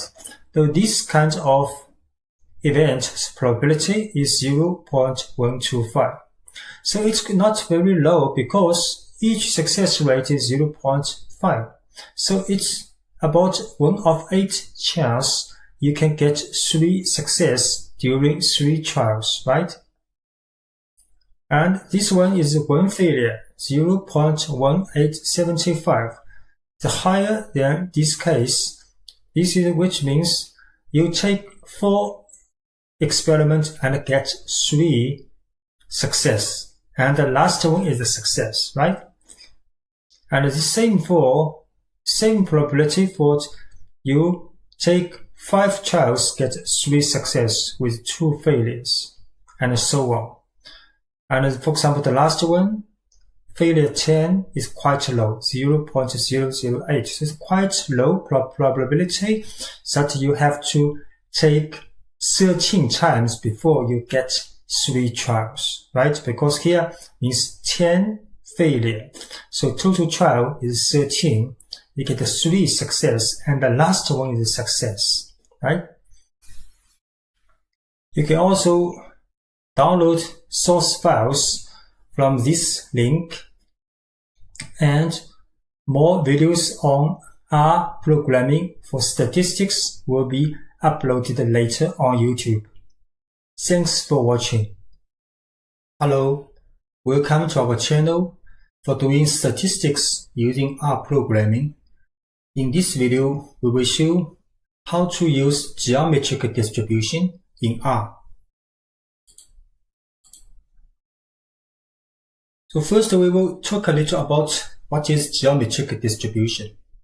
So geometric distribution is a special case of the so-called negative binomial distribution. So we have in previous video shown that negative binomial distribution is used to model the situation that how many times trial to get several success in a Bernoulli experiment. So with a constant rate for success with a P. So for example, if in NBA match in the final, we want to know how many match the game the winning team will have to get a 3-game win. For example, the winning team can win with 4-3, 5-3, or 6-3, or 7-3, right? So in this situation, we model the how many times of match to get how many times of success. And in geometric distribution, we just want to know how many experiments you want to take to get only 1 success. Right? So geometric only get 1 success, and we want to note number of experiments you have taken. And in each trial, each trial, there is a constant success rate called P. So the experiment situation exactly the same for geometric, for negative binomial and binomial. They are the same because they have the same constant success rate P. And they also can say they are so-called repeated experiments. So geometric distributions probability has this form P times Qx minus 1. So P here is a constant rate P because we only have 1 success. So there are only one P in the projection. And Q is the failure, which equals 1 minus P. So here has the power x minus 1. So x can be 1, 2, 3, 4, 5, 6 for integer number, and so on. So the mean of geometric distributions, where random variable is 1 divided by P. So if you can say you have to take average 5 times to get a single success if the success rate is 0.2, right? So the average. And the variance is 1 minus P divided by P squared. So in R, if you want to use geometric distributions probability function, so there would be taken with D, P, Q, R, one of these 4 alphabets, then with an distribution abbreviation. So here D means density or probability, P means cumulative distribution function, and Q means quantile function. Quantile is actually the same with the same random variable, use different name, right? So quantile is same as the random variable. R is for the random number generation. So this DPQR applies for all probability functions in R. For any other distribution, you will have to use these 4 alphabets. And for the geometric, we'll plus the GEOM in distribution abbreviation. So next we will show how to do it in RStudio. So first, we'll create a random vector called XGEOM. And this vector has 10 variables from 1 to 10 by the gap 1. So next you can use the GEOM function to calculate the probability of this random variable in XGEOM with probability for the success rate is 0.5 in a geometric distribution. Then we plot this value. So for example, random number 1, we can get about 0.25, and 2 about 0.12, right? So the probability decreases with the random number increasing, because this is the probability. You can see P is the probability success rate less than 1. So for the 1, Q also less than 1, right? For x equals 1, this part is 0, so equals probability P.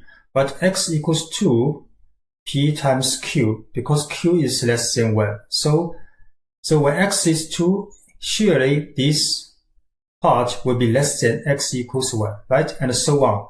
So when x increases, this part will decrease.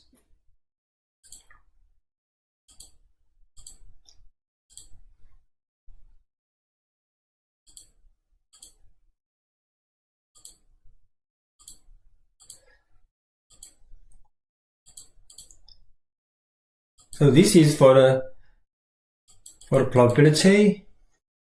And next we will calculate the cumulative probability.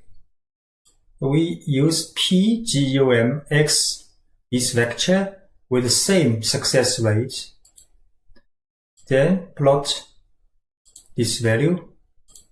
So cumulative probability, of course, is non-decreasing function of the random variable. Because for example, if we say 6 here, so here is about very close to 1, about 0.98, for example. So what this means? This means in this geometric distribution with a success rate 0.5, you have to take 6 times, at least you can do no more than 6 times to get a single success with getting one success with the probability 0.98. So in 0.98 probability, you can get a single success when you take less than 6 trials, right?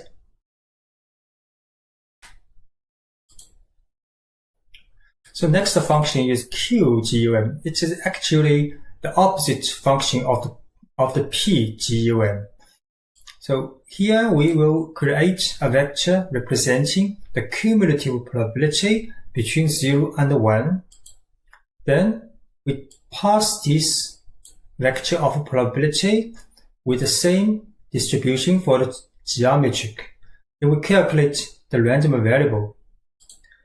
Next we plot. Now this is actually the opposite. For example, 6 here. This is for the probability 0.6. The horizontal representing the probability. So between here 0.6 probability, you get very low value for the integer because the probability for increasing this here is very low. But for between 0.8 and 0.8 and 1, it increases very fast for the integer values increase, right? Because this part of random variable has very high probability. So that's why increase very slow here, then increase quick. And the last function is for the random number generation. We set n equals 10, which we want to generate 10 such random number. Then use rGUM function with n and the probability 0.5. Next we plot these values. So you can see the 10 number first is about 1, very close to 1, then 2, 3, and so on. All are random number generation.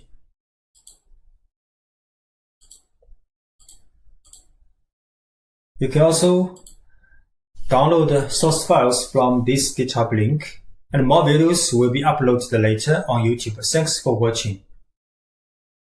Hello, welcome to our channel for doing statistics using R.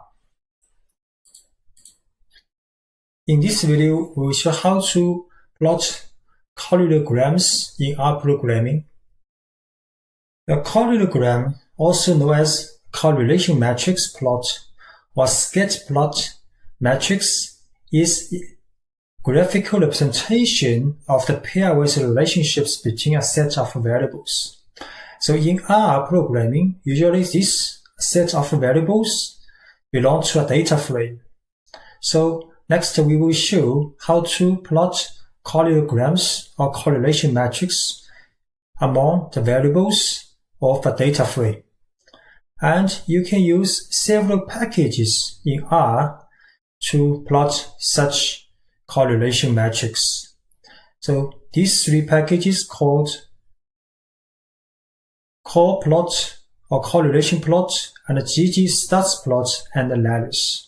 So next we will show how to implement these operations in RStudio. So we go to the source files for R statistics and the lecture 9 correlograms. So the first we will show using corrplot library, and we load this library. So you have to install this package first.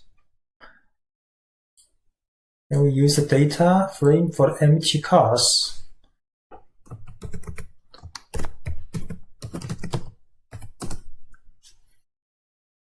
So in this data frame, there are information about different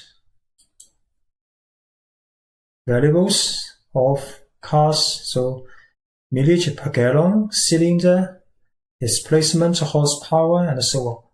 And weight, q-second. Then you can use COR MTCars first. So COR belongs to basic R installation. So COR of this data frame first, then save as a variable object called call matrix. So next we can use callPlot function to plot the information stored in call matrix. And we set type is up, so up triangle, and the method is circle, which means the shape for the point, and coefficient, color black, and color for the text label, and also text label string rotation 45 degrees. Just to run. So this plot shows the correlation matrix. We set the upper triangle, so it looks like a triangle, and the label here has 45 degrees. And different color to the dark red, so from the 1 to the -1. So between the variable pairs,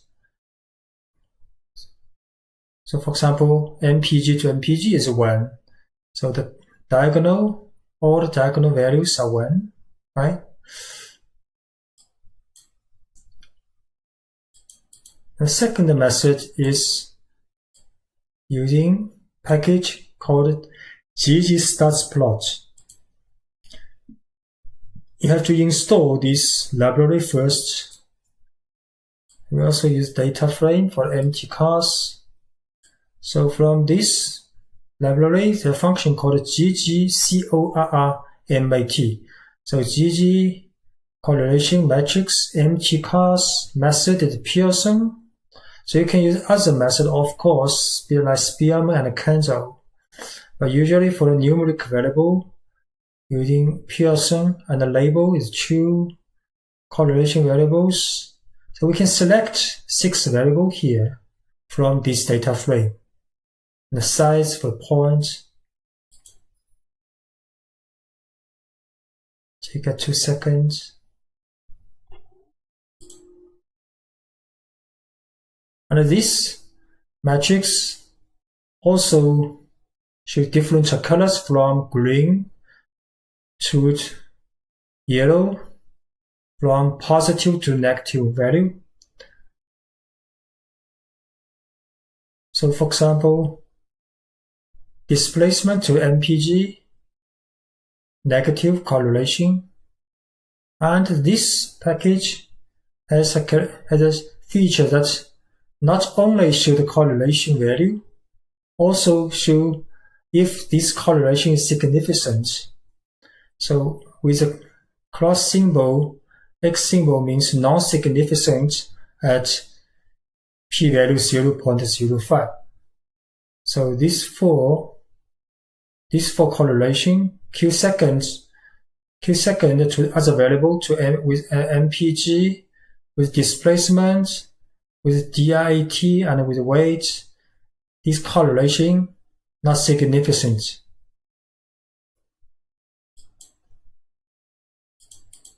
Then the third library we will use is Levene. You have to also install first data frame, empty cars, and first we also could have to use rcor function to create an object to store correlation. This time we use Spearman type. Then you can use a COR plot for this object method is square for the shape, and a title column, and a title.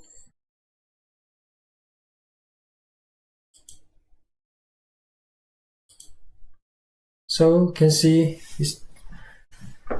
this time the correlation matrix showing a square, and with the diagonal also equals 1 for the blue color to red.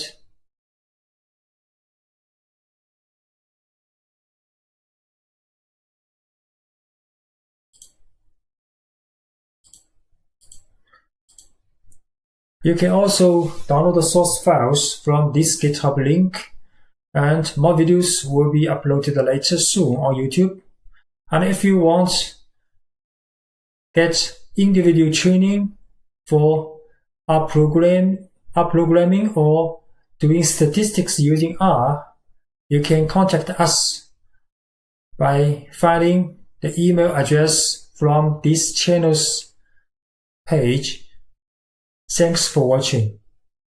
Hello, welcome to our channel for doing statistics using R. In this video, we will show how to use Poisson distribution in R.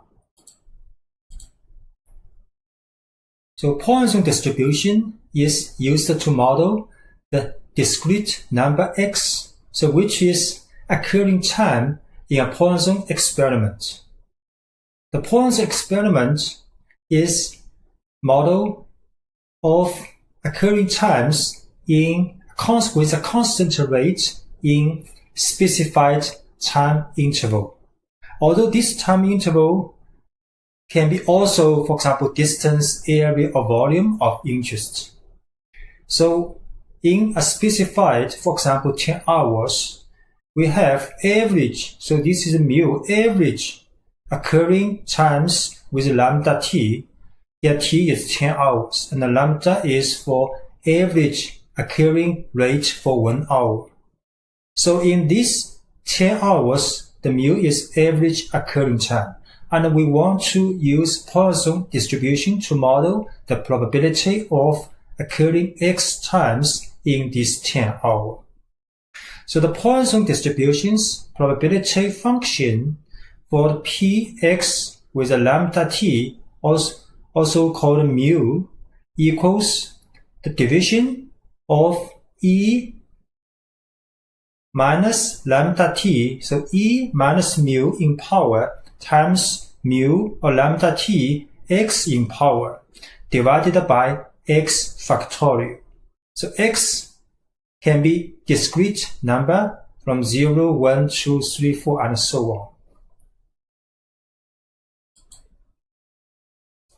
And Poisson distribution's mean and variance both equal to lambda t, so both equal to mu here.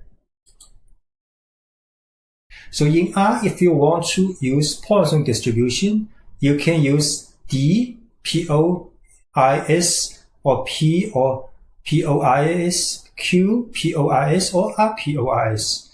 These four functions are for the density or probability function, cumulative distribution function, and a quantile function, and random number generation. So next we will show how to use these functions in RStudio.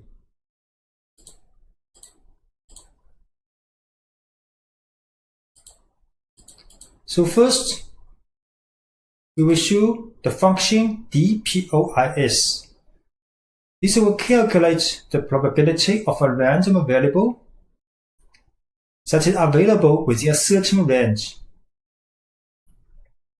So for example, dPOIS 10, 10, which means the probability of occurring 10 times in a Poisson experiment. This experiment, for this time interval, the average occurring times is 10. So dPOIS uses k lambda. So here lambda equals lambda t in point we have shown. So here lambda is actually a mu. So the function uses k and mu. K is for the x occurring times which is of interest. So dPOIS 1010 is about 0.125. So this probability is about 1 of 8. It's not very low because average occurring time is 10, right? So occurring 10 has about 0.125 in probability. So next, if average occurring time is 15 for this time interval, then what's the probability of occurring 2. So we use DPOIS 2, 15.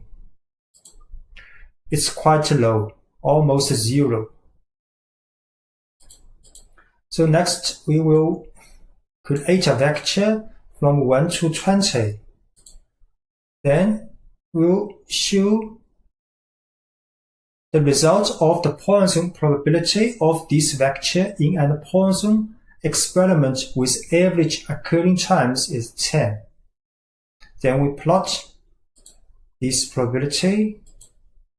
So for average time 10 in a Poisson experiment, this figure shows the probability for different discrete occurring times. You can see the highest probability close to the 10 and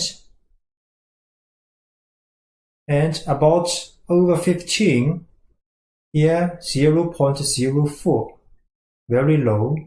And for the average time 5, also about 0.04. The second function we want to show is PPOIS. This function will calculate the probability or the cumulative probability of the random variable which will be equal to or less than a number. So PPOIS will calculate the probability of all the random number occurring and all the random number less than or equal to this Q. So for example, PPOIS will calculate all cumulative probability for all random variable less than 10 in this Poisson experiment with average occurring time 10. So it's about 0.58. And the cumulative probability of occurring 0, 1, 2 is about 3.93 with E minus 0.5, also very low. So next we will also create a vector from 1 to 20, then plot the cumulative probability of this vector, which represents the random number in this Poisson process with average occurring time 10. So now you can see for 10, random number 10 is cumulative probability is about 0.6, so which means almost 60% of the probability that will occur with the random number less than or equal to 10 in this Poisson process.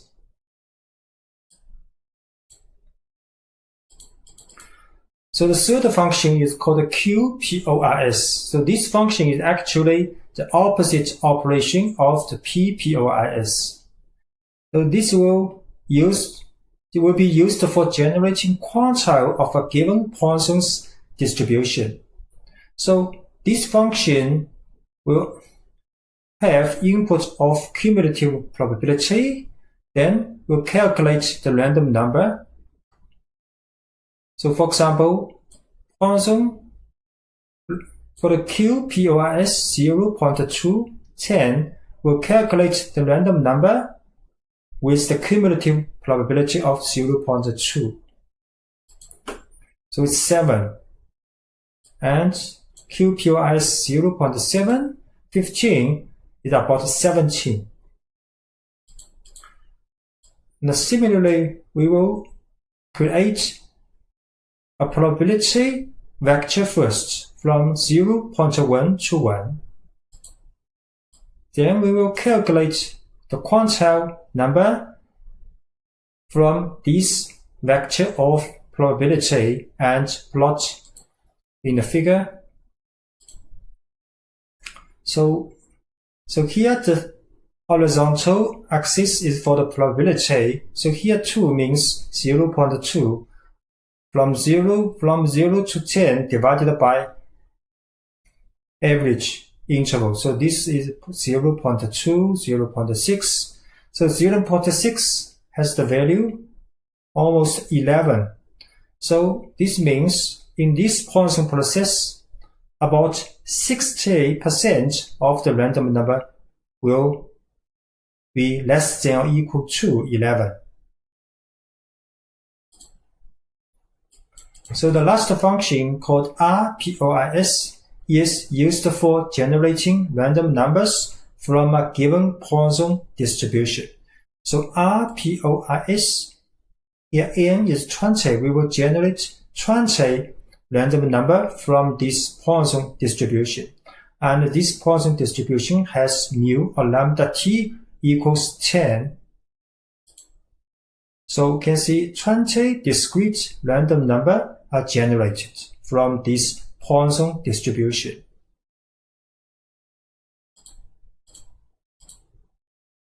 You can also download the old source files from this GitHub link, and more videos on doing statistics using R will be uploaded later on YouTube. Thanks for watching. Hello, welcome to our channel for doing statistics using R programming.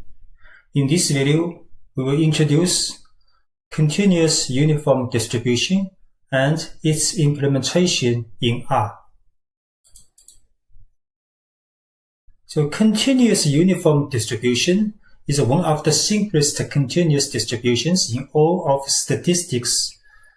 And this distribution is characterized by a flat density function, which means in interval a and b, its density is 1 divided by b minus a. Because the density function's area will be in 1 total, and for the other area, the density is 0. So if we look at this figure, it shows the density function. So this straight line represents the density function between 1 and 3, and its height is 1 of 2. So this area, rectangle area, will be 1. So for the other values outside of 1 and 3, the density is 0.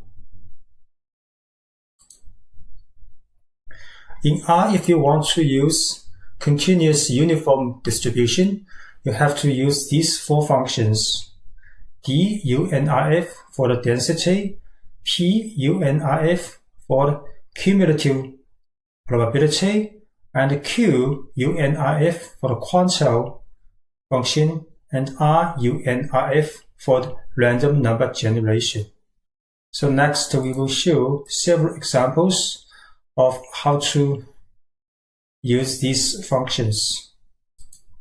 So first we create a vector of x represents the variable in continuous random distribution from 0 to 10 with the gap 0.2.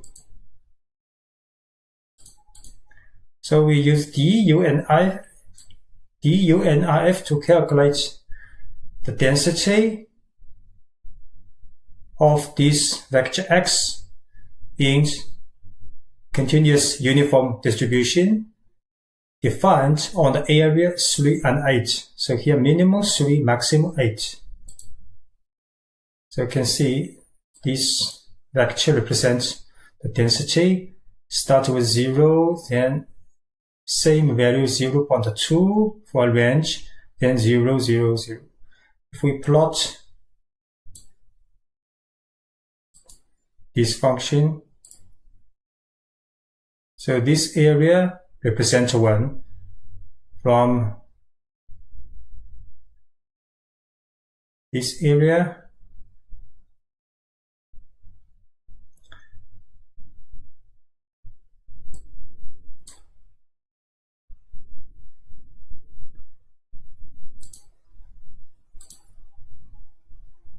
because there are total 50 values, so these values between 3 and 8, right? Because we have defined a vector between 0 and 10.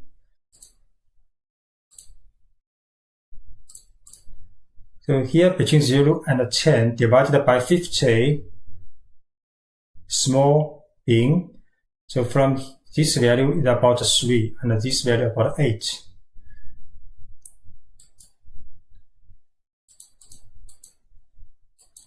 Next function is punif. Same, we create a vector between 0 and 10. Then we can use punif to calculate the cumulative probability from 0 to 10 for uniform distribution defined on 3 and 8. So this value is x range is 3 because from 0 to 10 with the 50 different values. So here is about 3 and here is about 8. From 3 to 8 there is increasing with constant rate. This rate is the density value. And lower than 3 and over than 8 there is no increase in cumulative probability because their density is 0. Next function called QUNRF, which is actually the opposite operation of the PUNRF, which will calculate the random variable from the given probability.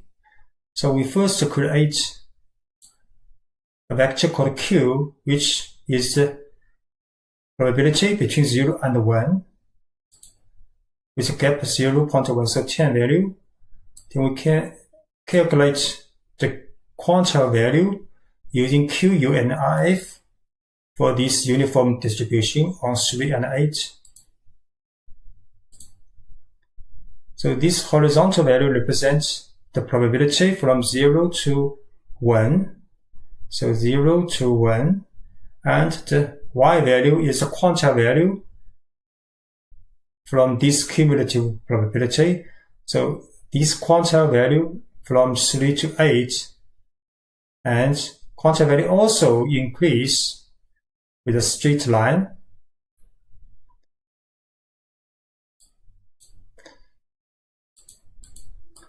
And the last function we will show is for the random number generation using UNRF. So here we generate 10 such random numbers from continuous random distribution defined on 3 and 8. So these 10 values are continuous random variables from uniform distribution on 3 and 8. So you can see all the values are between 3 and 8.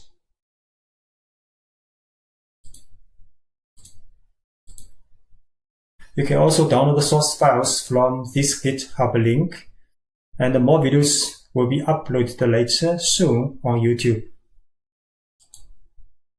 Thanks for watching and subscribing our channel. Hello, welcome to our channel for rprogramming. In this video, we will show how to use normal distribution in R. So we know normal distribution is a continuous random distribution which has the bell shape in density curve. The normal distribution is the most widely used continuous distribution in statistics, and it has two parameters mu and sigma in density function. So in these three density curves, in the first two curves have same standard deviation sigma but have different mean value. And in the second figure, there are two curves which have same mean value but with different variance or standard deviation sigma. In the third figure, the two curves have different mean value and different shape or different standard deviation. So it's very important to calculate the probability or areas under the normal curve. So in this figure, this shaded area represents the probability of this normal random variable between x1 and x2. and its calculation based on this integral of the density function over dx with the lower bound x1 and upper bound x2. So that's why there is a so-called standard normal distribution table, which is used to calculate the cumulative probability for this shaded area for random variable less than this say value. Say also called critical value, and this white area also often called p-value or alpha or significance level. So in this table, if we check the x value here, say value here, for example 0.4, then plus the 2, so 0.42, the value means 0.6628. So this value represents this shaded area in this standard normal distribution with mean 0 and standard deviation 1. So in rprogramming, if we want to calculate the probability for one distribution, usually takes the form dpqr, then plus this distribution's abbreviation. So for example, for the normal distribution, there are 4 functions called dnorm, pnorm, qnorm, and rnorm, where dpqr represents density, cumulative probability, quantile, and random number generation. So next we will show several concrete examples in RStudio of using normal distribution. So first, we create a sequence of numbers between -10 to 10 with the gap 0.1, and this will be used for the random number in normal distribution. So the first function we will show is dnorm, which is used to calculate the density of normal distribution. So we use dnorm x of this random variable, then mean x, mean value, and standard deviation sdx. Next, we plot the density of this vector x and y.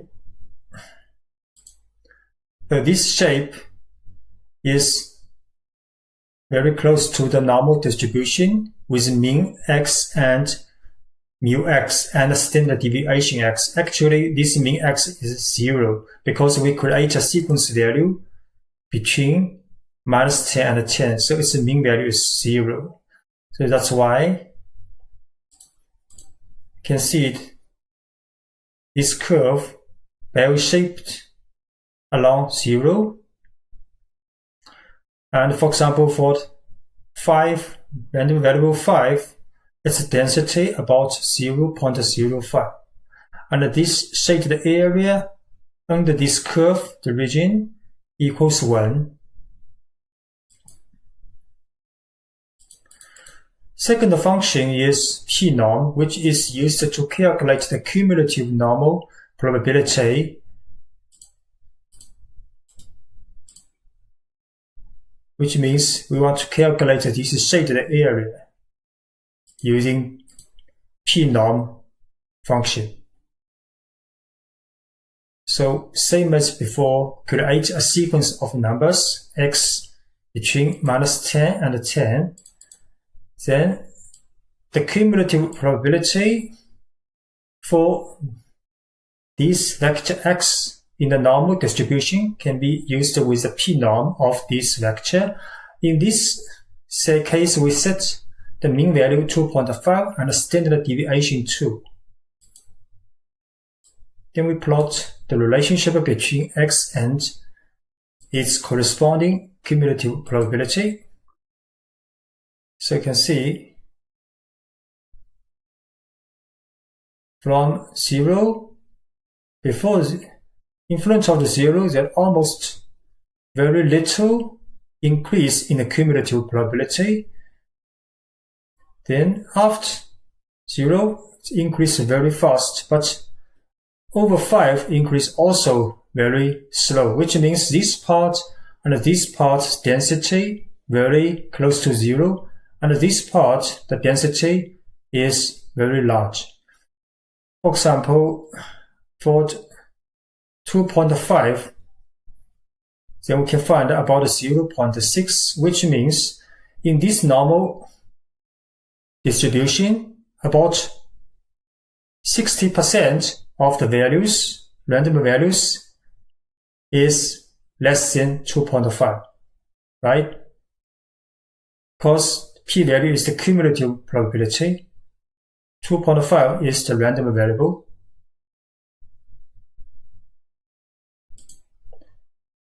The third function called Q-norm, which is the inverse of the p-norm function. So which means it will calculate the quantile or random variable from the given cumulative probability in normal distribution. So similarly, we create a sequence of x between 0 and 1 with the gap 0.05. Because here x represents the cumulative probability, and from the Q-norm function, we can calculate the quantile value of this cumulative probability, and with the mean equals 10 and the standard deviation 2. Then we plot the relationship between x and y. So in this case, in horizontal axis from 0 to 1 is the cumulative probability, and the y-axis represents the quantile value. So for example, 0.6 here is about 10.5. So which means in this normal distribution, about 60% of the value less than 10.5, right? The next function is called rnorm, which is quite simple to understand. It will be used to generate random numbers from a normal distribution. So we create rnorm to generate 10,000 random numbers from a normal distribution with mean equals 90 and a standard deviation equals 5. Then we plot these random numbers in a histogram with breaks 50. Though this histogram very close to a real normal distribution with the mean value 90 and the standard deviation 5. Although it is not perfect, for example, here not perfect symmetric, but when the random number generates at very large counts, that will be very close to the real shape.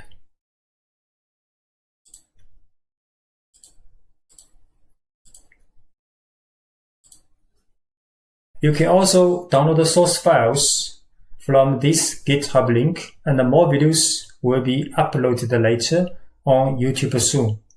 Thanks for watching and subscribing our channel. Hello, welcome to our channel for doing statistics using R. In this video, we will talk about how to use exponential distribution in R programming.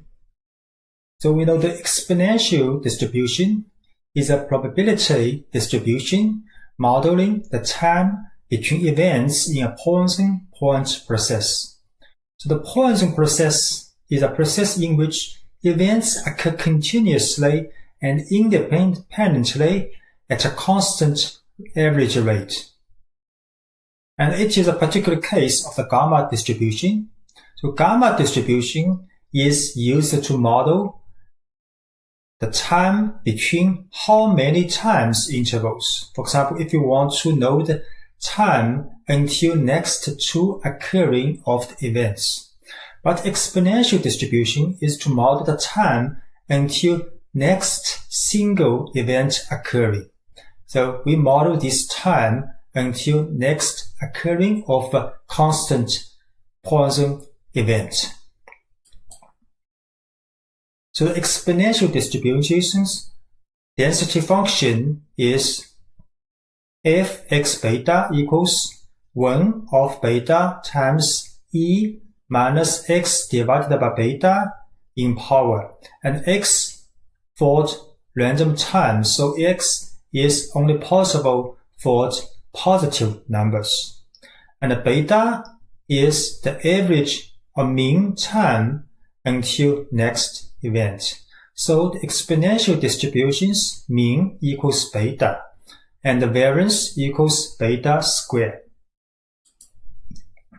So in R, if you want to use exponential distribution, you have to use these four functions: dexp for density or probability, pexp for cumulative distribution probability, and qexp for quantile value calculation, and rexp for random number generation.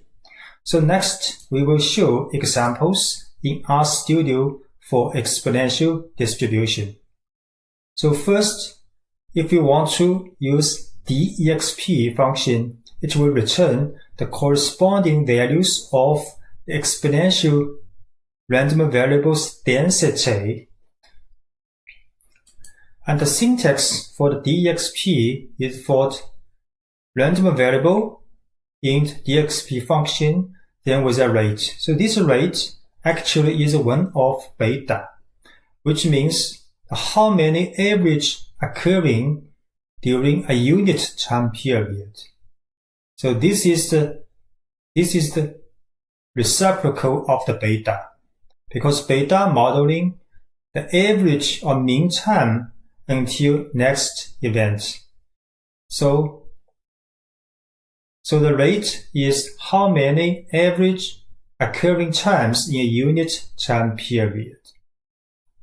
So for example, x exp is a vector between 1 and 10 with a gap 0.1. Then we can use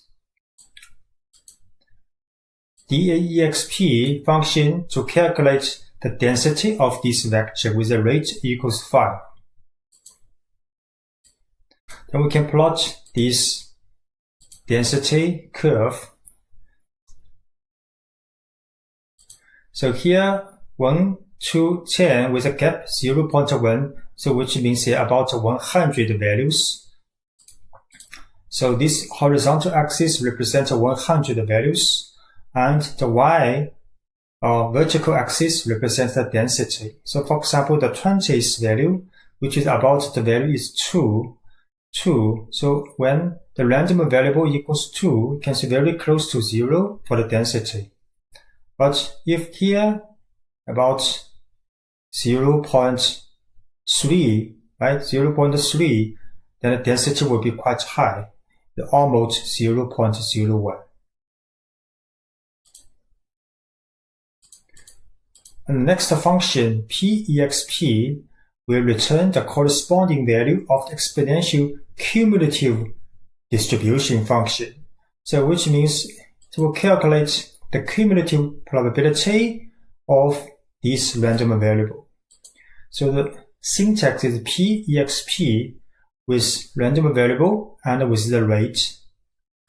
So we create the same vector for the random variable x, then calculate the cumulative probability using pexp for this vector with the rate equals 5. Then we plot this cumulative curve. So actually this is the cumulative probability for each different values. You can see for about 2, this value is 2, almost equals 1. And here increase very little, which means the density is very close to 0. But here from from 0 to 0.3 increase with the cumulative probability quite fast, which means the density in the previous curve, the density is quite high between this range. The third function called QEXP, which will give the possibility to use the QEXP function to return the corresponding value of the quantile function from the given cumulative probability. The QEXP actually is the opposite operation of the PEXP. So for example, we create a vector from 0 to 1 with 0.1 in gap. So this represents the cumulative probability between 0 and 1. Next, we can calculate the Q value or quantile value using QEXP of this vector of cumulative probability with the rate 5 in this exponential distribution. Okay. Next, we can plot this curve. So this is between 0 and 1. For example, 0.8 probability for the cumulative probability, 0.8. The quantile value is about 0.25 in this exponential distribution. So which means about 80% of the value in this exponential distribution less than or equal to 0.25, right? And the last function called rexp is used to generate a set of random numbers from exponential distribution. So we can use n equals 100, which means we want to generate 100 such random numbers. So we can use rexp 100, then rate 5. Next, we can plot these random numbers in a histogram. So 100 numbers has the count values. So for the lower values, 0 to 0.2 has a quite high count frequency, then lower frequency, very close to 0 in the larger values of random number.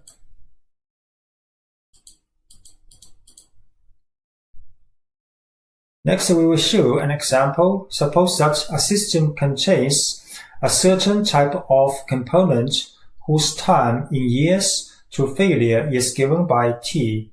So the random variable t is modeled nicely by the exponential distribution with the mean time to failure beta equals 5.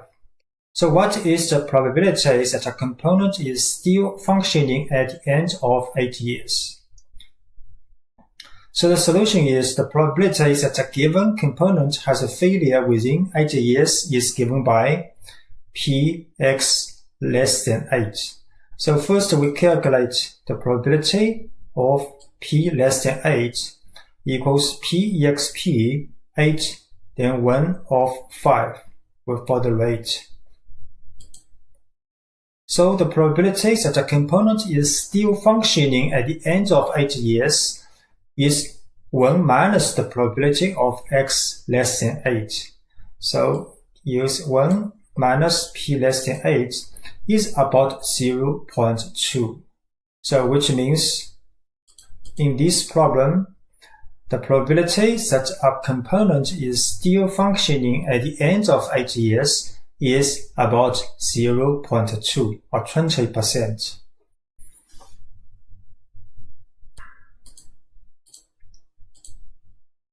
You can also download the source files from this GitHub link, and more videos will be uploaded later on YouTube soon. Thanks for watching and subscribing our channel. Hello, welcome to our channel for doing statistics using R. In this video, we will talk about gamma distribution and show functions for gamma distributions in R programming. So first, we take a look at gamma distribution. The gamma distribution is a general probability distribution of the time between events in a Poisson event process. So the Poisson event process is a process in which we focus on events occur continuously and independently in a constant average rate. So for example, if we want to know the distribution of the telephone calls coming in a call center during one day or specific time interval. So this is quite like a Poisson process.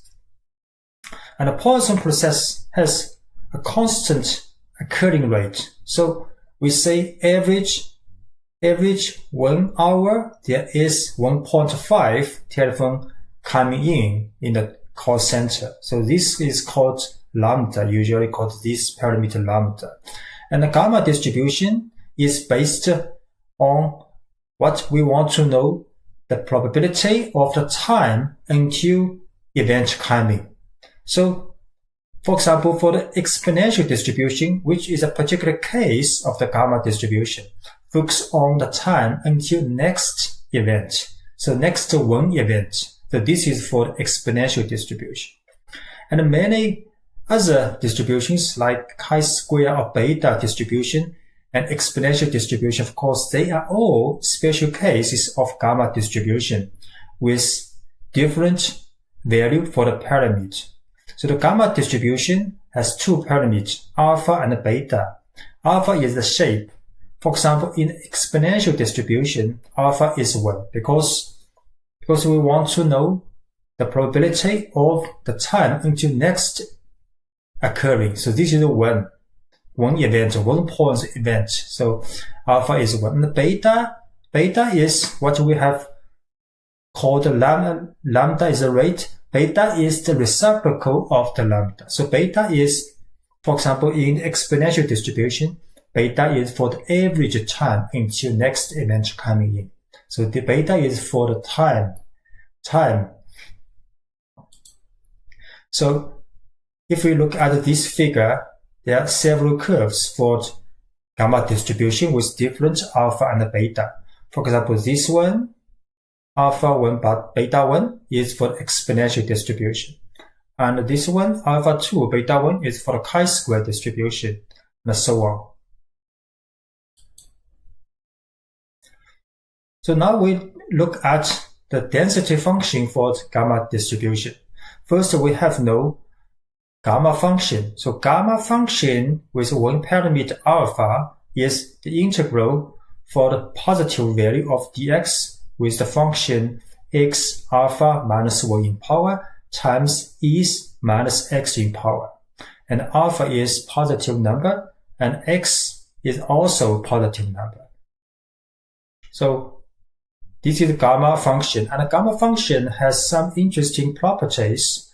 For example, gamma n equals the factorial of n minus 1. And gamma 1 here is equals 1. Gamma 1 is 1. And gamma n is n minus 1 factorial. And gamma 0.5 is square root of pi. So gamma function is very interesting. So based on the gamma function, can build the density function for gamma distribution.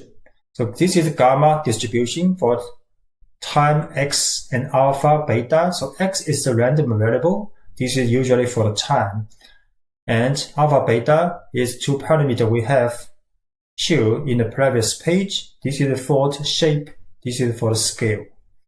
And the density function is 1 divided by the beta alpha in power times gamma function of alpha. Then times x alpha minus 1 in power and e minus x divided by beta in power. So in some expression, they also use the lambda here. So because beta is the reciprocal of lambda, so just fill in the lambda. So for example, 1 divided by lambda not in the denominator, in the numerator now. And both alpha and beta are positive number. The mean for the beta function is alpha beta, and variance is alpha beta squared. So if we want to use beta functions in R, so there are 4 functions called d gamma, p gamma, q gamma, and r gamma. So for the d gamma is for the density and the probability, p gamma for the cumulative distribution or cumulative probability, and q gamma for the quantile value, and r gamma for the random number generation. And the parameter have shape and the rate. Rate is lambda, usually is 1. If we use scale, so do not use rate. So you can use rate or scale, but not both. And the scale is 1 divided by rate. So next we will show several examples in RStudio using gamma distribution. So first function is d gamma, which is used to calculate the density value of random number x in a specific gamma distribution with shape and scale parameter. So shape is alpha and scale is beta. A scale default is 1. So we create a vector of x value from 0 to 5 with gap 0.2. So next you can use d gamma function of this vector with the shape alpha is 6 and with the scale 1 of 5. So which means the rate is 5, right? So in a specific unit time, for example, there are 5 telephone coming in. So this rate is 5. So average scale is 1 of 5. So average time between 2 events is 1 of 5, right? So here we use d gamma, and for the x gamma, this vector for the random variable, this representing for the random time, and the shape for the 6, and the scale is 1 of 5. And we can run. Then can plot this density. You can see this density mimic the density curve of this gamma distribution. For example, for the random number 5, here is the fifth, because there are total 25 values from 0 to 5. So here the fifth value is about 1. For the random number 1, so random number 1, the density is about 0.8. So which means the probability density for the random number x, which is the random time, is 0.8. Next function is p gamma, which is more interesting or for cumulative probability, because we usually do not focus on the density value. We like to know the probability. So this function is used to calculate the probability, cumulative probability upon one random number value. So say the formula is p gamma x, this vector is same as before and with the shape and scale. Scale default is 1, same as in the density function. So we create again one vector between 0 and 10 with the gap 0.2. Then we run this function for the p gamma, and with the shape 3, and by the default is 1 for the scale parameter. And we plot. So now you can see this cumulative probability function is increasing. So for example, this value is 0, this is 10. So this is about 4, right? This is 4. So for the random number x equals 4, the cumulative probability about 0.7. So which means that about 70% of the values in this gamma distribution has less than or equal to value 4, right?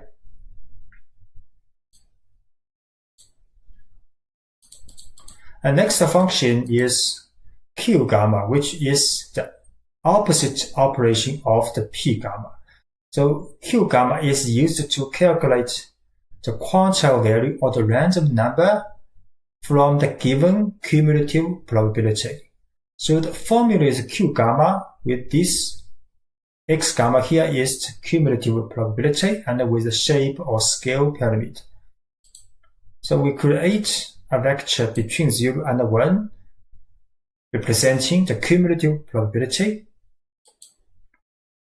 Then we can calculate the quantile or the random number vector from this cumulative probability from a gamma distribution with shape or alpha equals 3 and with the beta equals 1. Next, we plot this vector of random number, also increasing because the cumulative probability increasing, this random number vector also increasing. So for example, here 0.5 cumulative probability, the value is about 3, little lower than 3, 2.8 for example. So which means that about 50% of the values in this gamma distribution has the value lower than or equal to 2.8, right? So the next function called R gamma, which is quite meaningful, is used to generate a random number from a gamma distribution. So we set n equals 1000, which means we want to generate 1000 such random number. Then with the R gamma function n, then shape 2, alpha equals 2, and the scale of beta equals 1 of 5. Then we show this vector 1000 such random number or the positive number. Then can print these numbers in a histogram. But this histogram also mimic a gamma distribution. For example, here about 0.2 is the highest counts, and after the value about 1.2, the very low frequency, very low probability density. If we look at alpha and beta, so alpha is 2, beta is 1 of 5. So the mean value of this gamma distribution is 2 of 5 is 0.4. So 0.4. So the mean value is here for this gamma distribution. So it's quite understandable that most values stay around this mean value.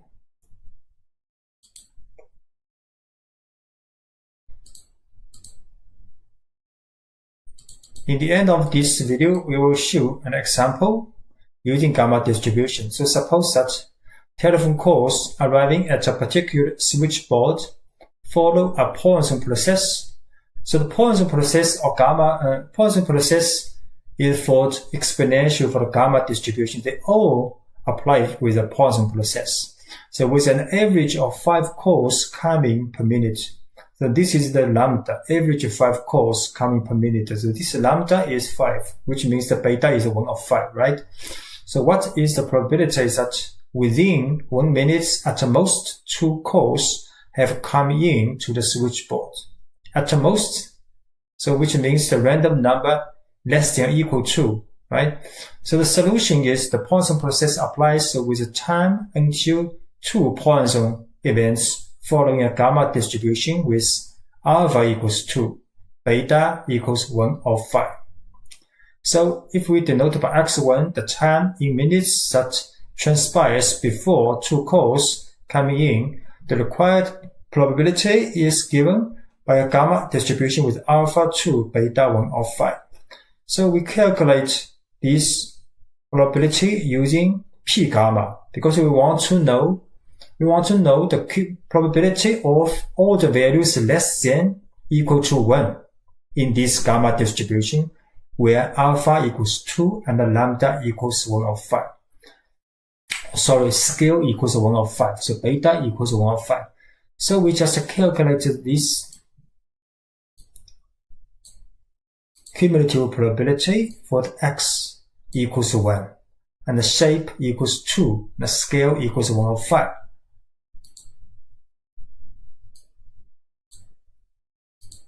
So the value is about 0.95.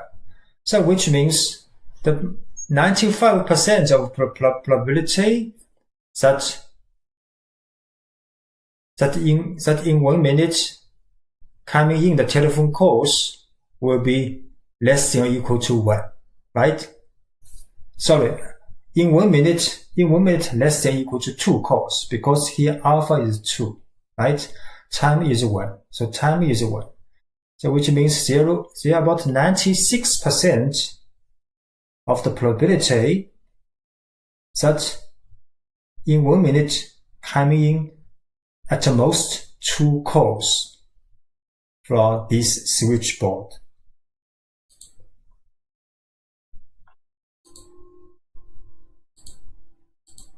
You can also download the source files from this GitHub link, and more videos will be uploaded later on YouTube.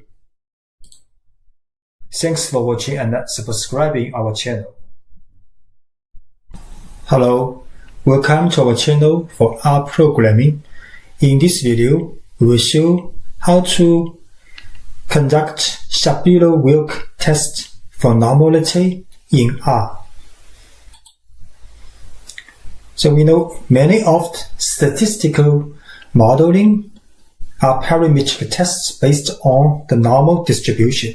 So for example, the rationale behind hypothesis testing relies on having something that is normally distributed. And many statistical modeling, for example, linear regression, we assume the data are at least approximately normal distribution. So it's very important that you have to check the normal distribution assumption before deciding which statistical test or modeling is appropriate. So one way to test the normal distribution is Shapiro-Wilk test, or say Shapiro test. This is a normality test in frequentist statistics, and the null hypothesis of Shapiro test is that the population is distributed normally. So after the test, if the value of p is equal to or less than 0.05, then the hypothesis of normality will be rejected by the Shapiro test. So the function in R is Shapiro.test of a vector. So next we will show how to use this function in R. So first we load the library for dplyr because we want to use a dataset called tooth_growth from this package. So next we create a data frame called myData. The value is tooth_growth. So we show this dataset, the 60 observations with 3 variables, the length, soup, and dose. So next we can use Shapiro.test to test the normality of variable length from this data frame. So you can see the result is p-value is 0.1. So because the p-value is greater than 0.05, so say the distribution of the given data for the length is not significantly different from normal distribution. So we have no sufficient evidence to reject the null hypothesis. So which is the null hypothesis? In the Shapiro-Wilk test, the null hypothesis is we assume the data is normally distributed. So in the result, because p-value is not less than 0.05, so we do not reject, or say we conclude that the data is not significantly different from normal distribution.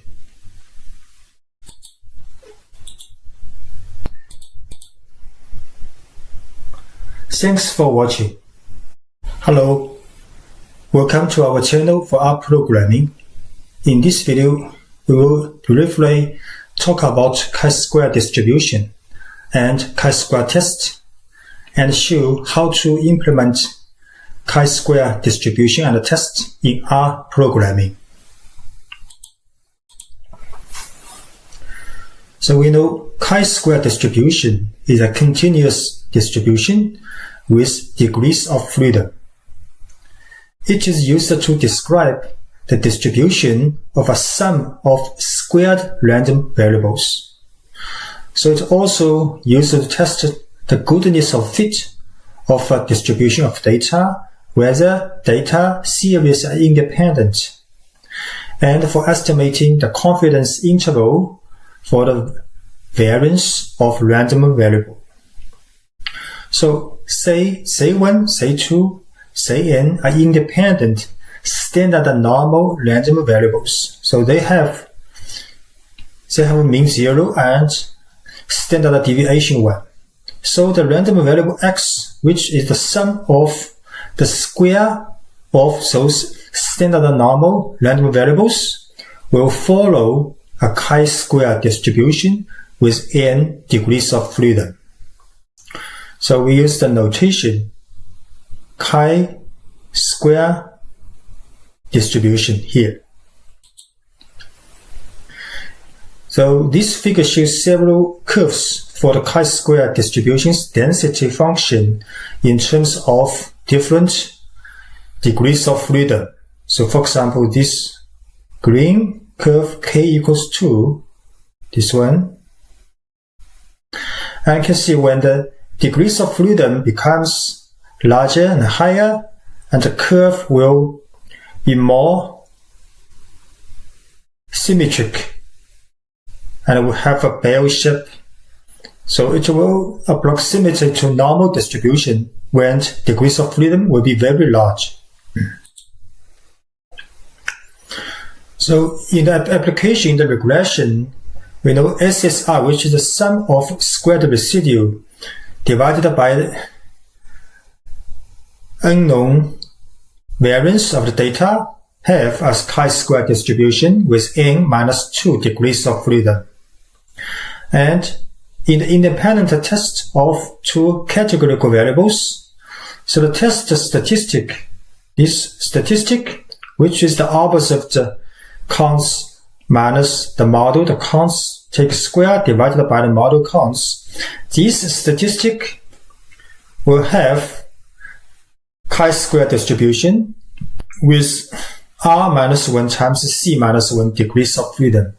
So where r and c represent the column number and the row number respectively. So column number and the row number actually are the values, categories of two categorical variables, right, in the table. And for the density of the chi-square distribution will come from a gamma distribution. So gamma distribution is the fundamentals of many distributions in statistics. Gamma distribution has two parameters, alpha and beta. So its density function is given by this formula. Beta alpha, gamma alpha, 1 divided by this term, then times the x alpha minus 1 in power times e minus x divided by beta in power. So gamma distribution is a variable larger than 0. So this is why chi-square distribution also larger than 0, because chi-square distribution models the random variable's power, a square, is larger than no negative value, right? And both alpha and beta are positive parameters. So if we let alpha equals v minus 2 and beta equals 2, so a gamma random variable will become as chi-square random variable. So chi-square distribution has this formula in the density function. So when divided by the part, this part equals 2v minus 2 in power, then times the gamma function v minus 2, then times x v minus 2 minus 1 in power, then times e minus x divided by 2 in power for the random variable positive, and 0 for the negative value. And the gamma function is the integral of x alpha minus 1 in power times e minus x in power. Take integral over dx. And the mean of a chi-square distribution is its degrees of freedom. So if we look at previous pages, how many random variables square summation. So there are how many, which means these degrees of freedom. For example, we have n squares, n random variable of square of a standard normal distribution's random variable. Then here the distribution has degrees of freedom n here. And the variance of a chi-square distribution actually is 2 times v. So this table and this curve is used to manually do a chi-square test or calculate chi-square distribution. So if we look at this alpha shaded area and this value x, this value is actually the critical value of a chi-square distribution, or with a quantile value. So which will chi alpha, which means it will leave the shaded area represents the probability to this area as alpha. Let's say if alpha we set is 0.05, so this critical value is a chi-square 0.05 with respect to specific degrees of freedom. So if you look at this table, v is here, for example, v equals 5, then this value 0.831, and this alpha 0.975, which means alpha 0.9375, almost here, right? The shaded area will be from here to here is 0.975 because the total area is 1. So this critical value will be here like 0.831, right?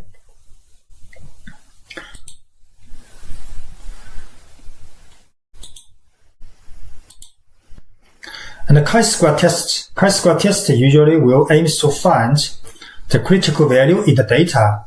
So if this critical value higher than this assumed critical value for 0.05, so we say this test is significant. Or if we get a p-value less than this alpha 0.05, so we can also say this test is significant. Right? So we will test if the p-value area larger than critical values area, right?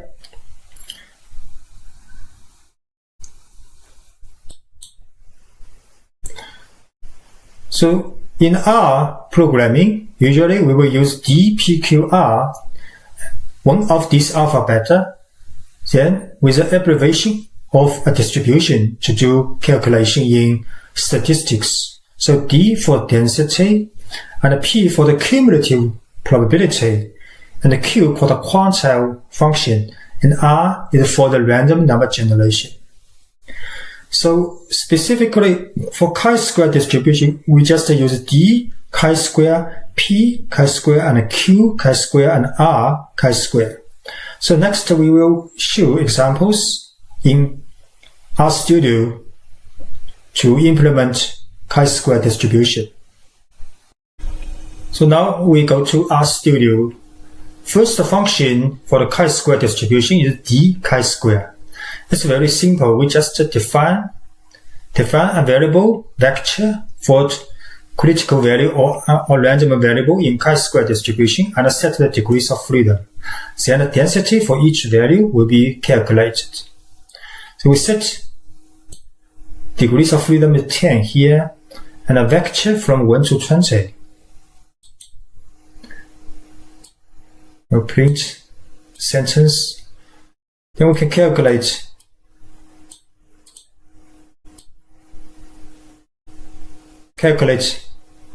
d chi-square of this vector. So this value, 10 value, these 20 values represent the density of each random variable in chi-square distribution with degrees of freedom equals 10. So next we can also plot. So sketch plot for these 20 values. This is very close to the shape of a chi-square distribution with 10 degrees of freedom. So the next function called q chi-square, so which means to calculate a critical value in terms of a cumulative probability. So we set the freedom is 5 and set the p. This is the, if we look at this curve,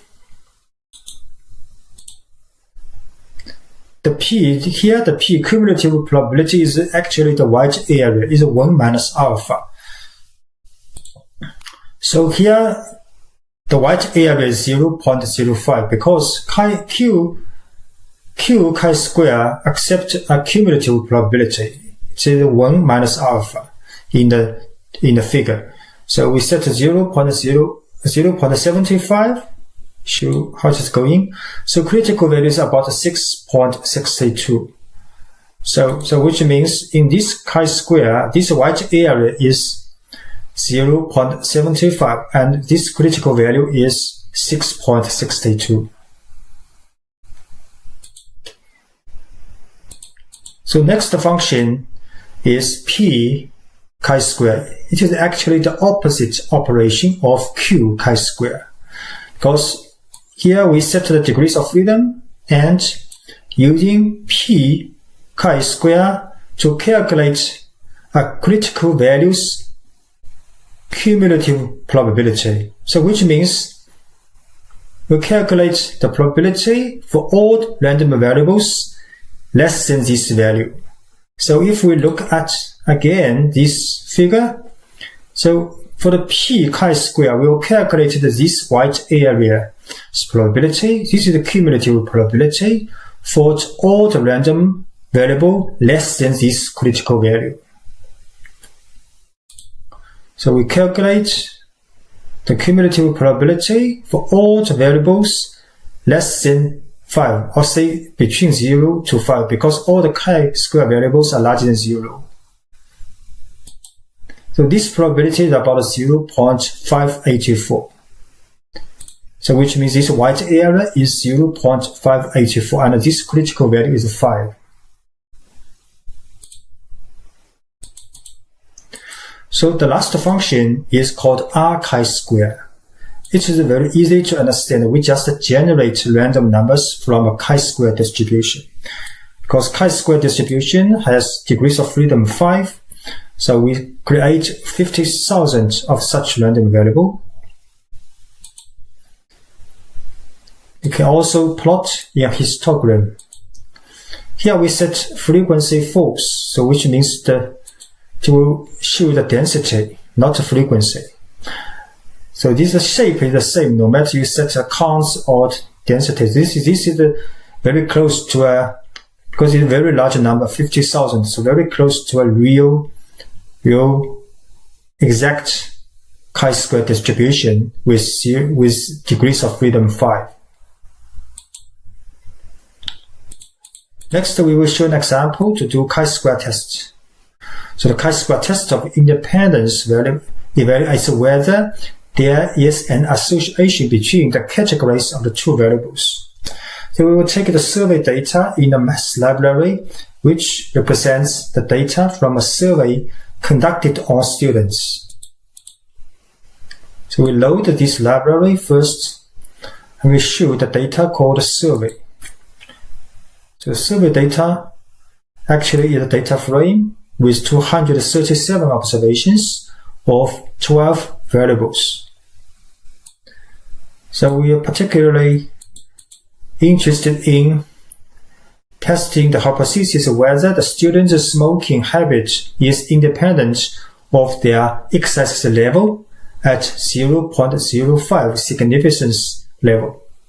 So we create data frame just to take two variables, smoke and x-axis, from data frame survey. So students' data has two variables. We just use a table survey, or we can create a student's data with just a table function for these two variables. Next, we can print out this table. So this is a contingency table for the two variables, all the value, because the smoking, frequency, non-sum, and heavy, and x-axis, they have 3 values. So totally we'll have 12 fields in this table. Next, we can just use chi-square test function of this contingency table. We can just omit this warning message. The result, p-value 0.48, and has a chi-square test statistic 5.48 with degrees of freedom 6. So because the p-value here is larger than 0.05, so we conclude that the smoking habit is independent of the x-axis level of the students, and there is a weak or no correlation between the two variables. So because the p-value is 0.48, so alpha is 0.05, so which means the critical value from this test is less than this critical value, right? Less than the critical value which will be significant level. So we'll stay here, critical value. This is about 0.48 for this area, for the shaded area. So the test is not significant.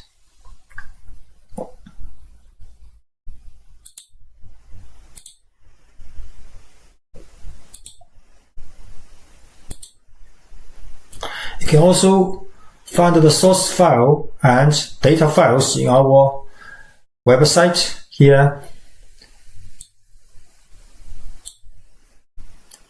Thanks for watching and subscribing our channel. Hello, welcome to our channel for rprogramming. In this video, we will show how to use beta distribution in R. First, we will make a simple review of beta distribution. So we know beta distribution is actually a family of continuous probability distributions for random variable defined on 0 and 1. And beta distribution have two positive parameters called alpha and beta. So beta distribution is usually also called the probability of probabilities, because the random variable in beta distribution is only defined between 0 and 1. So the probability of this random variable is quite interesting. So its probability is also between 0 and 1. So we can call beta distribution is for probability of probabilities. And beta distribution has been applied to the model the behavior of random variables limited to the intervals of finite length in a wide variety of disciplines. Especially in Bayesian inference, in the Bayesian statistics, beta distribution is widely used as a prior probability because beta distribution is perfect, called conjugate prior to many other distributions like Bernoulli binomial, negative binomial, and geometric distributions in Bayes statistics. So this figure shows several density curves for the beta distribution in terms of different alpha and beta parameter. So if you want to learn the density function for the beta distribution, first we have to know the beta function. So beta function is an integral for the random variable x between 0 and 1. Then for this term production, x alpha minus 1 in power times 1 minus x beta minus 1 in power. And this calculation equals gamma alpha gamma beta divided by gamma alpha plus beta. So gamma here is a gamma function. The gamma function is the integral from 0 to positive infinity with the expression x alpha minus 1 in power and e minus x in power. So beta function use gamma function. So gamma function is an integral. Then we can see the beta distribution's density function is for random variable between 0 and 1 is 1 divided by the beta function alpha beta, then times x alpha minus 1 in power, then times 1 minus x beta minus 1 in power. So we note that when alpha and beta both equal 1, so beta distribution is a uniform distribution. So the uniform distribution is a special case of a beta distribution with the parameter alpha beta both 1. So the mean for the beta distribution is alpha divided by the beta plus alpha, and the variance is this expression. So for the uniform distribution, the mean is 0.5 and the variance is 1 of 12. So next, we'll show how to use beta distributions in R. So in R, all probabilities use 1 alpha beta from dPQR, then combined with an abbreviation of the distribution. So for the beta distribution, we have 4 functions: d beta, p beta, q beta, and r beta. So where d means density, p means cumulative probability, and q means quantile. Quantile means the random variable, and r means the random number generation. So next we will show several examples using those functions. So first, the function is d beta. So d beta will calculate the density function for the random variable having beta distribution. So first we create a vector of random variable between 0 and 1, because beta distribution focuses on random variable between 0 and 1. So we create a vector of 10 numbers between 0 and 1 with the gap 0, 1, and 1. And we plot d beta with the beta function with alpha, beta both equals to 1 parameter. Then we calculate the d beta and plot. So you can see when alpha and beta both equal to 1, this is a uniform distribution. So for all the random variables between 0 and 1, they have the same density. So here density equals 1.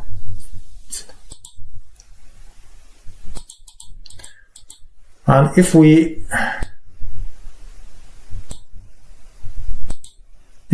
set alpha equals 2, beta equals 1 in the beta function, we see a different density curve. So this is a linearly increasing density when alpha equals 2, beta equals 1 in a beta function. So next, we will show another beta density curve with both alpha and beta parameter equals 2. So now this density curve is like quadratic curve. So next function is p beta. This is used to calculate the cumulative probability. So we create a data frame, then we print the variable of this data frame. The value between 0 and 1 is about 40 random variable. Next, we can use p beta to calculate the cumulative probability of this random variable vector, and with alpha equals 4, beta equals 6 in a beta function. Also, we plot this cumulative probability. So you can see cumulative probability is a non-decreasing function from the variable. So here in R, the curve just shows how many which number of random variable. So there are 40 random variables between 0 and 1. So for example, in this 20 is a random variable between 0 and 1. For a total 40 random variables, actually this is 0.5 for the random variable, right? So for the 0.5, the probability is about 0. Very close to 0.8, 0.78.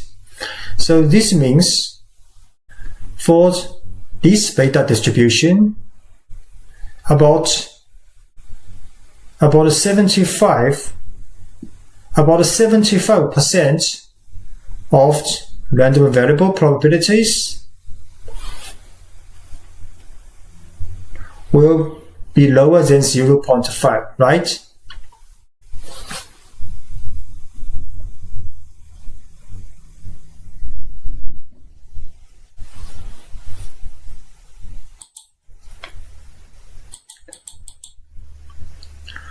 And the next function is called Q beta. This is actually an opposite operation of the P beta. So this is from a given cumulative probability to calculate the random variable. So we create a vector of the probability between 0 and 1. So this means a vector of the cumulative probability between 0 and 1. Then we can use Q beta to calculate the quantile values. So calculate the random variables from this cumulative probability vector, and with the shape 4, with alpha is 4, beta is 6 of a beta distribution. Then we plot this area. So now in the x-axis for these 40 numbers is the probabilities between 0 and 1. This is for the cumulative probability. For example, because this is 1, so here is 75, 0.75 cumulative probability, and we find the variable is about 0.5. So which means there are about 75% of the probability of this beta distribution has a random variable less than or equal to 0.5. Because this y-axis is a random variable. Calculate the random variable between 0 and 1. So because 30 of 40 is 75 of the probability, you can get random variable between 0 and 1.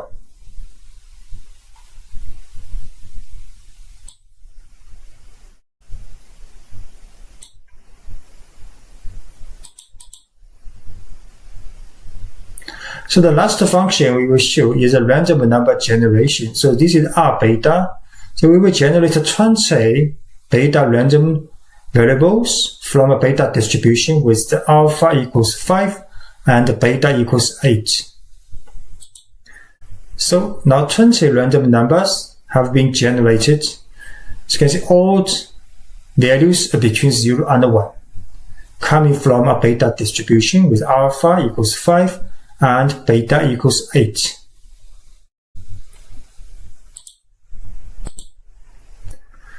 Thanks for watching.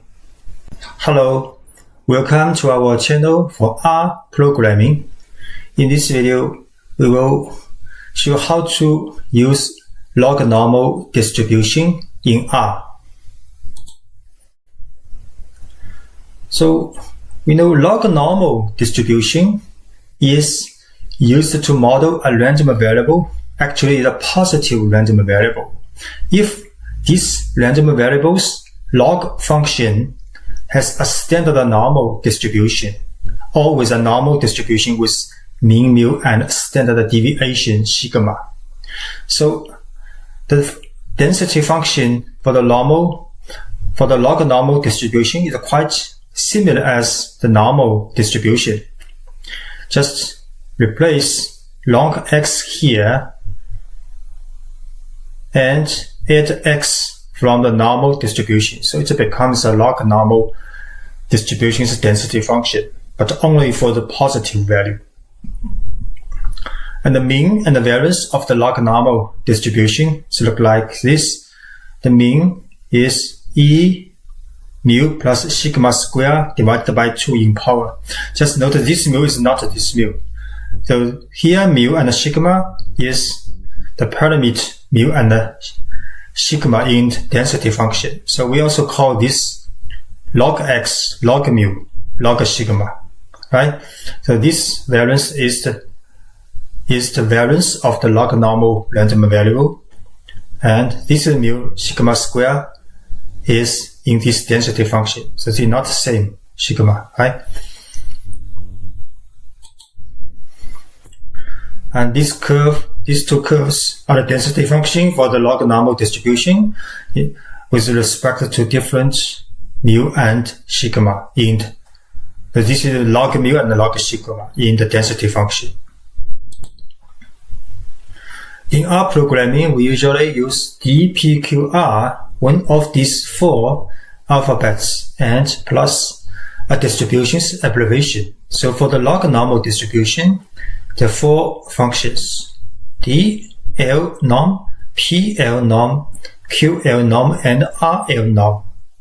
So D for the density, P for the cumulative probability, and Q for the quantile, and R for the random number generation. So next we will show examples in RStudio using these 4 functions.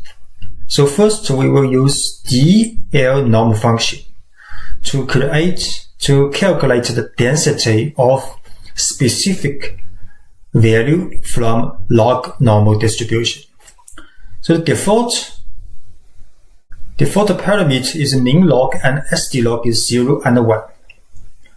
So this is the mu and sigma in the Lognormal density function, not the mean and the standard deviation of a Lognormal variable. This is in the log of this Lognormal distribution variables, mean and the standard deviation. So this is for the density functions parameter. So usually DL norm, if we do not add anything except this variable, then it will accept 0 for the min log and 1 for the SD log. So here we create a vector of positive number first, between 1 and 10. Then you can just use D norm to calculate the density of this vector. You can plot the value and its density value. So can look like this from 1 to 10 and the density value. can also use different min log and SD log parameter. So mu 5, SD2, sigma 2. So it's like this for the density.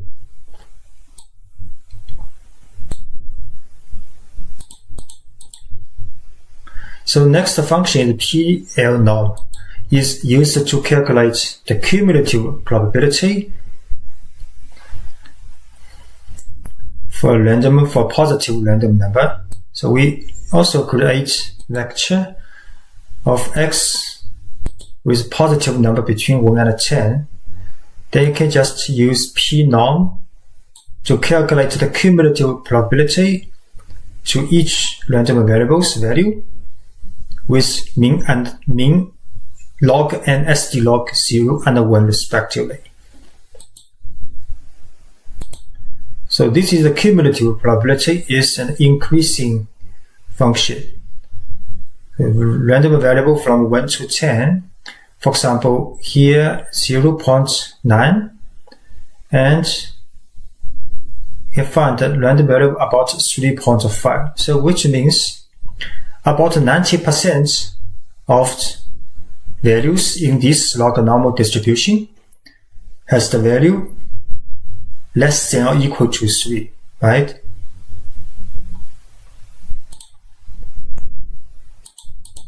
And similarly, can plot another log-normal distribution's cumulative probability with min log 5 and SD log 2. And this is a straight line. Sorry.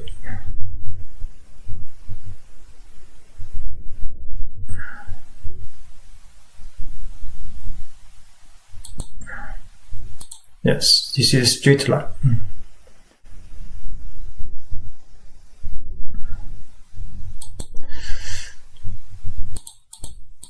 And Q norm is the opposite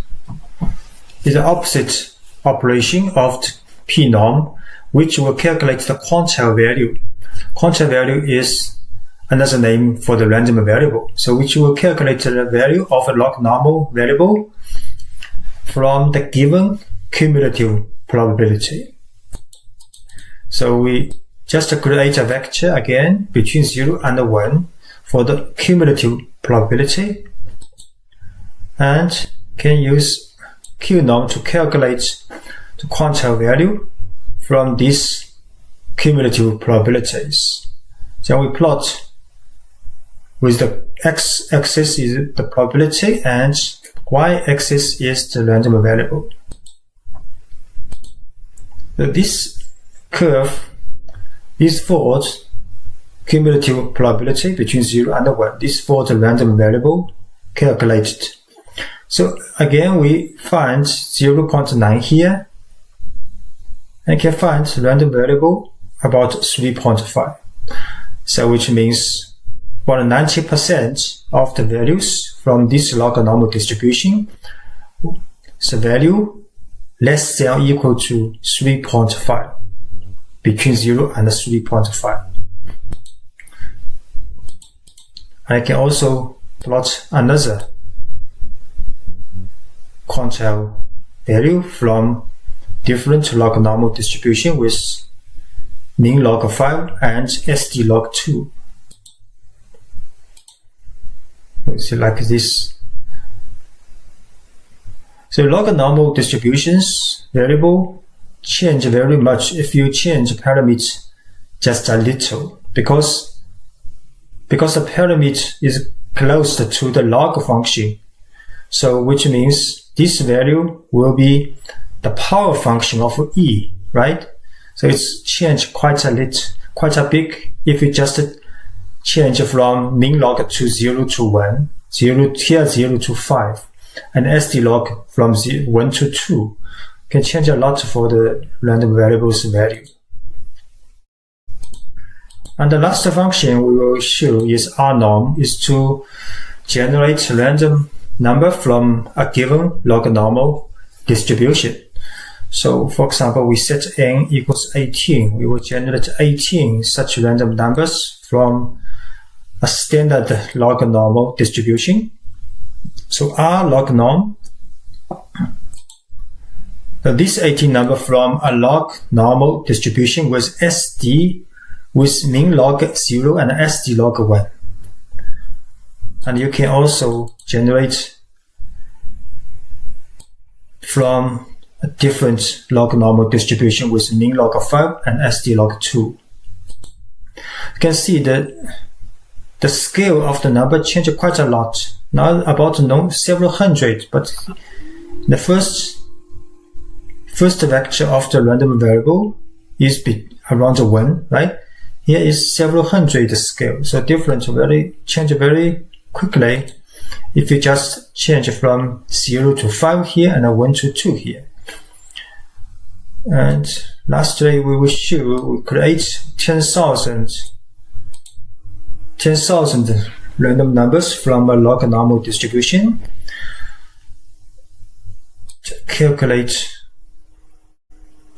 Generate a vector x from a standard log-normal distribution with 10,000 random number. Next, we calculate the mean value of this vector, about 1.66. Next, if we look at the mean and standard deviation of a log-normal distribution. So we just look at the mean. For the standard log-normal distribution, mu here is 0 and sigma is 1. So the mean value of a log-normal distribution, the square root of E parameter. So we calculate again square root of this E, 2.718, 1.64. So it's very close to the random number we have generated. It's quite consistent.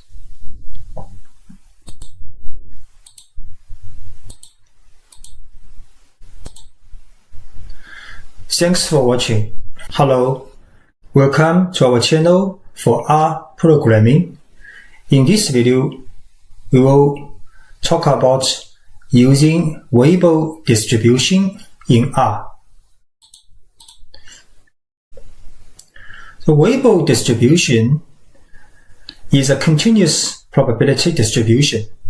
It is used to model, usually for time to failure or time between events.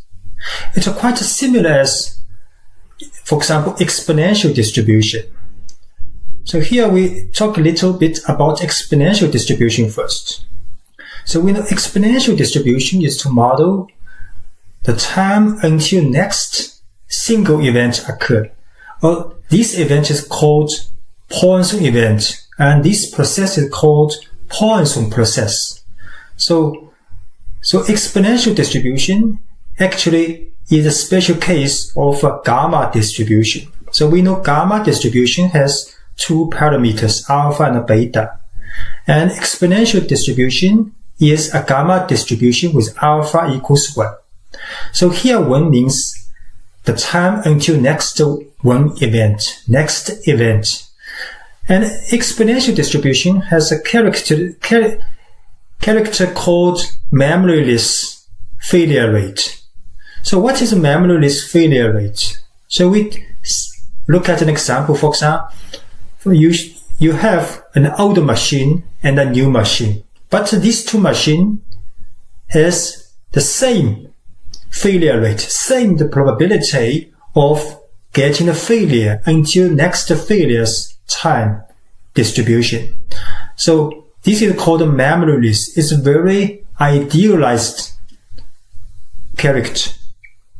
Or say you have bought a light bulb and you have used 1 year, but from this point, you have this light bulb is the same as a new one. So this is memoryless, but sometimes memoryless character is not realistic.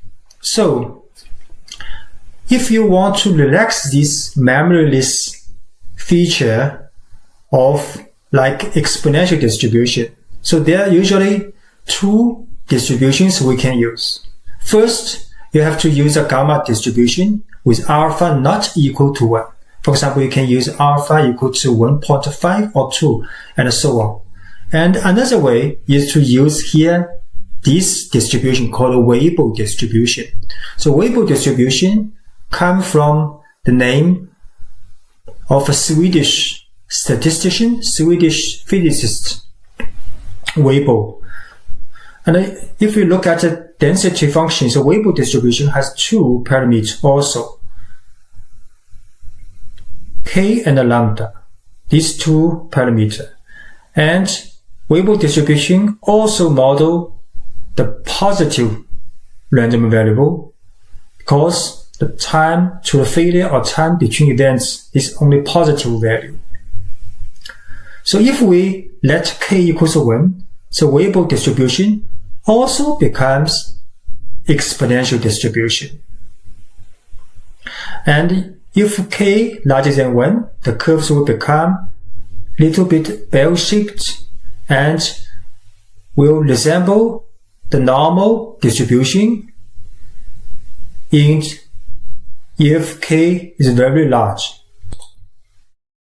So we take a look at this plot with several figures for Weibull distribution with respect to lambda and different k. You can see all the lambda 1, but if k equals 1, this one is exponential distribution. And k equals 5, this is bell-shaped. If k is very large, so it will become a normal distribution. So in rprogramming, if you want to use Weibull distribution function, so usually there are 4 functions called d Weibull, p Weibull, q Weibull, and r Weibull. So it's very clear because d, p, q, r represent the density, p for the cumulative probability, and q for the quantile value, and r for the random number generation. So next we will show how to use these functions in RStudio. So first function is d Weibull. It is used to compute the value of density for the different random variables from Weibull distribution. So its syntax is d Weibull with random variable, then shape and scale.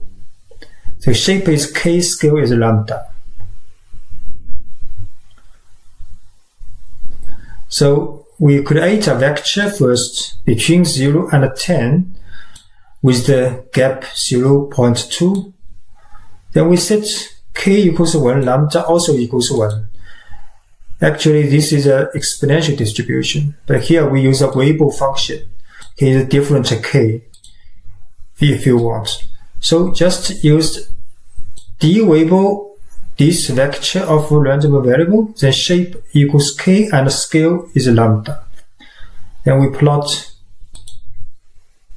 you can see this is plot a sketch plot for the random variable and its corresponding density value. So it's an exponential distribution, it's quite close to a real exponential distribution.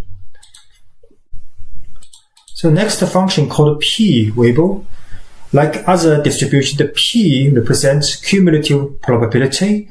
So we can calculate the cumulative probability for different values. We set k and lambda both equal to 1 and x is a vector between 0 and 10. Then p Weibull, this vector and with a shape and a scale. Then we plot scatter plot for x and y. So the cumulative probability is a non-decreasing curve. So for example, this value is 4 between 0 and 10. This 4 is very close to 1, but we can look at 2, for example. 2, its value is about 0.88, right? 0.88. So which means in this Weibull distribution, about 88% of the value of the probability that you can get the value less than 2, right?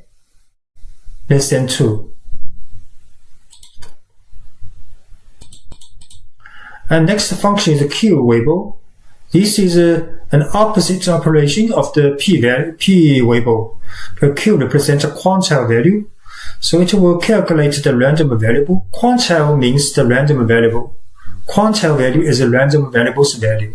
So it will calculate the quantile value from the given cumulative probabilities. So we create a vector called probs. It represents the cumulative probability between 0 and 1. Then we set k and lambda.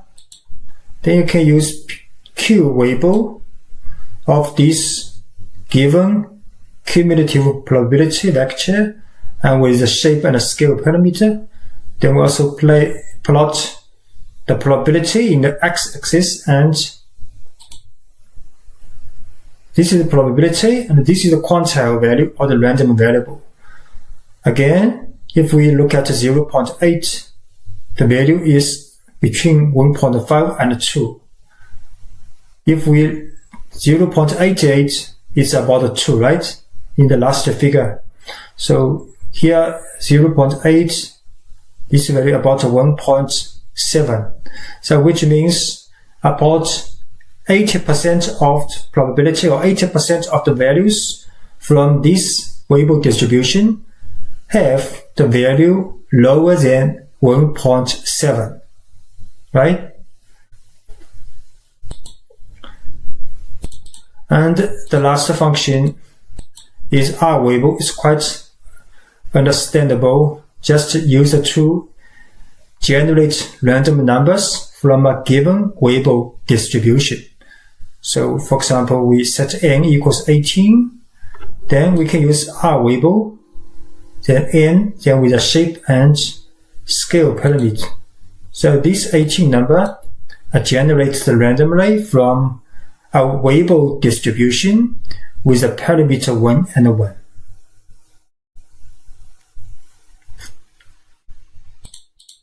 And we can also set, for example, n equals 10,000. Then we create 10,000 such random numbers and plot a histogram. So this histogram also illustrates the shape of a Weibull distribution with both parameter equals 1, and actually it is an exponential distribution because the shape parameter equals 1.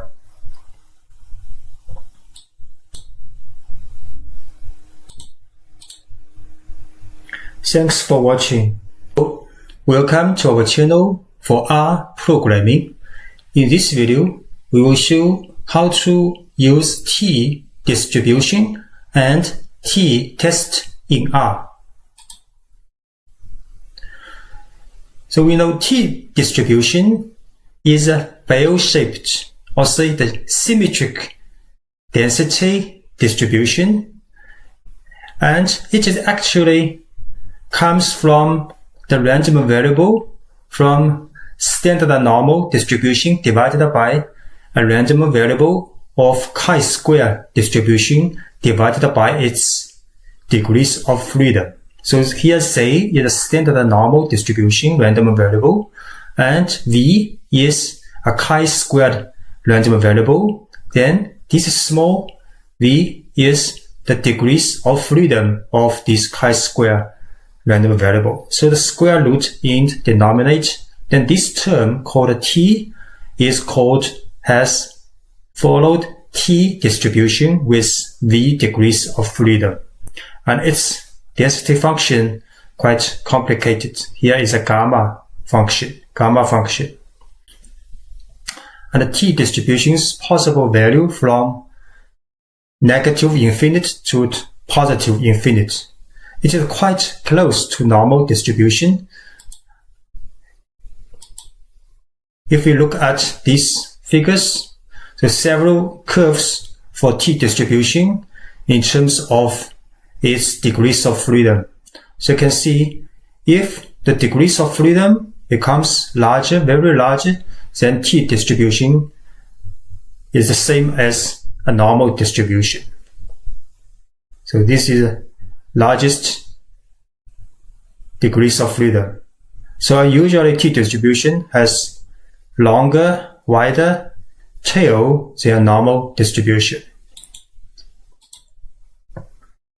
So t distribution is often used in a small random sample to estimate or do hypothesis testing for the population mean.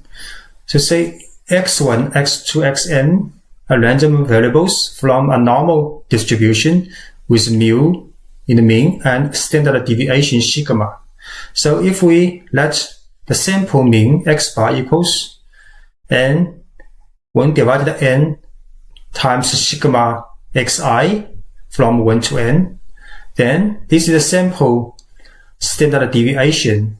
So the sigma xi minus x bar square then divided by n minus 1, because when we lost 1 degrees of freedom in calculating the sample average, so we use n minus 1 in the denominator.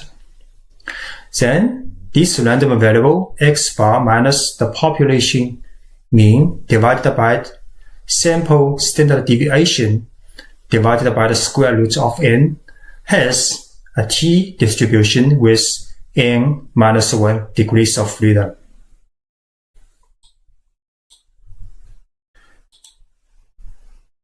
So t distribution's density function look like this. So this value usually called critical value, t alpha, used in the t-test. So this alpha, for example, we set 0.05 for one tailed test.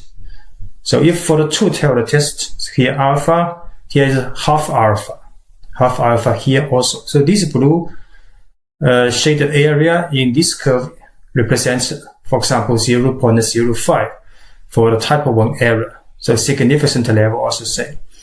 So in the test, if we get a test statistic in the right side of t alpha, or we get a p-value less than alpha, so we say the test is significant at the level of alpha.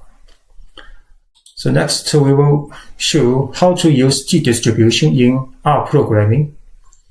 So usually in rprogramming for odd distribution, we use the form dpqr, so one of these 4 alphabets, then plus the abbreviation of this distribution. So for example, for t distribution, we just have t, dt, pt, qt, and rt. So these 4 alphabets represent a density and a cumulative probability, quantile value, and a random number generation. So next we show how to use these functions and how to do t-test in RStudio. So the first function is dt. It is used to calculate the probability density for the random variable coming from a t distribution. So say we create a random variable vector from 0 to 10 with the gap 0.2, and we set a degrees of freedom 10. Then we can use dt to calculate odd distribution density for this random variable vector. Then we plot in a figure. So this is the density curve for these 10 variables coming from a t distribution with 10 degrees of freedom. The second function is pt. It is used to calculate the cumulative probability for random variable, so up to this random variable. So we also create a vector for the random variable 0 to 10 and degrees of freedom 10, we can use pt. X is a vector, random variable vector, and with degrees of freedom. We plot in a figure. So this curve can see between 0 to 2, the cumulative probability increase very deep, and after 2 it's quite flat, almost no increasing, almost close to 1, but for example 3. So which means in this part the density very big. So larger density will means the derivative of the cumulative probability, right?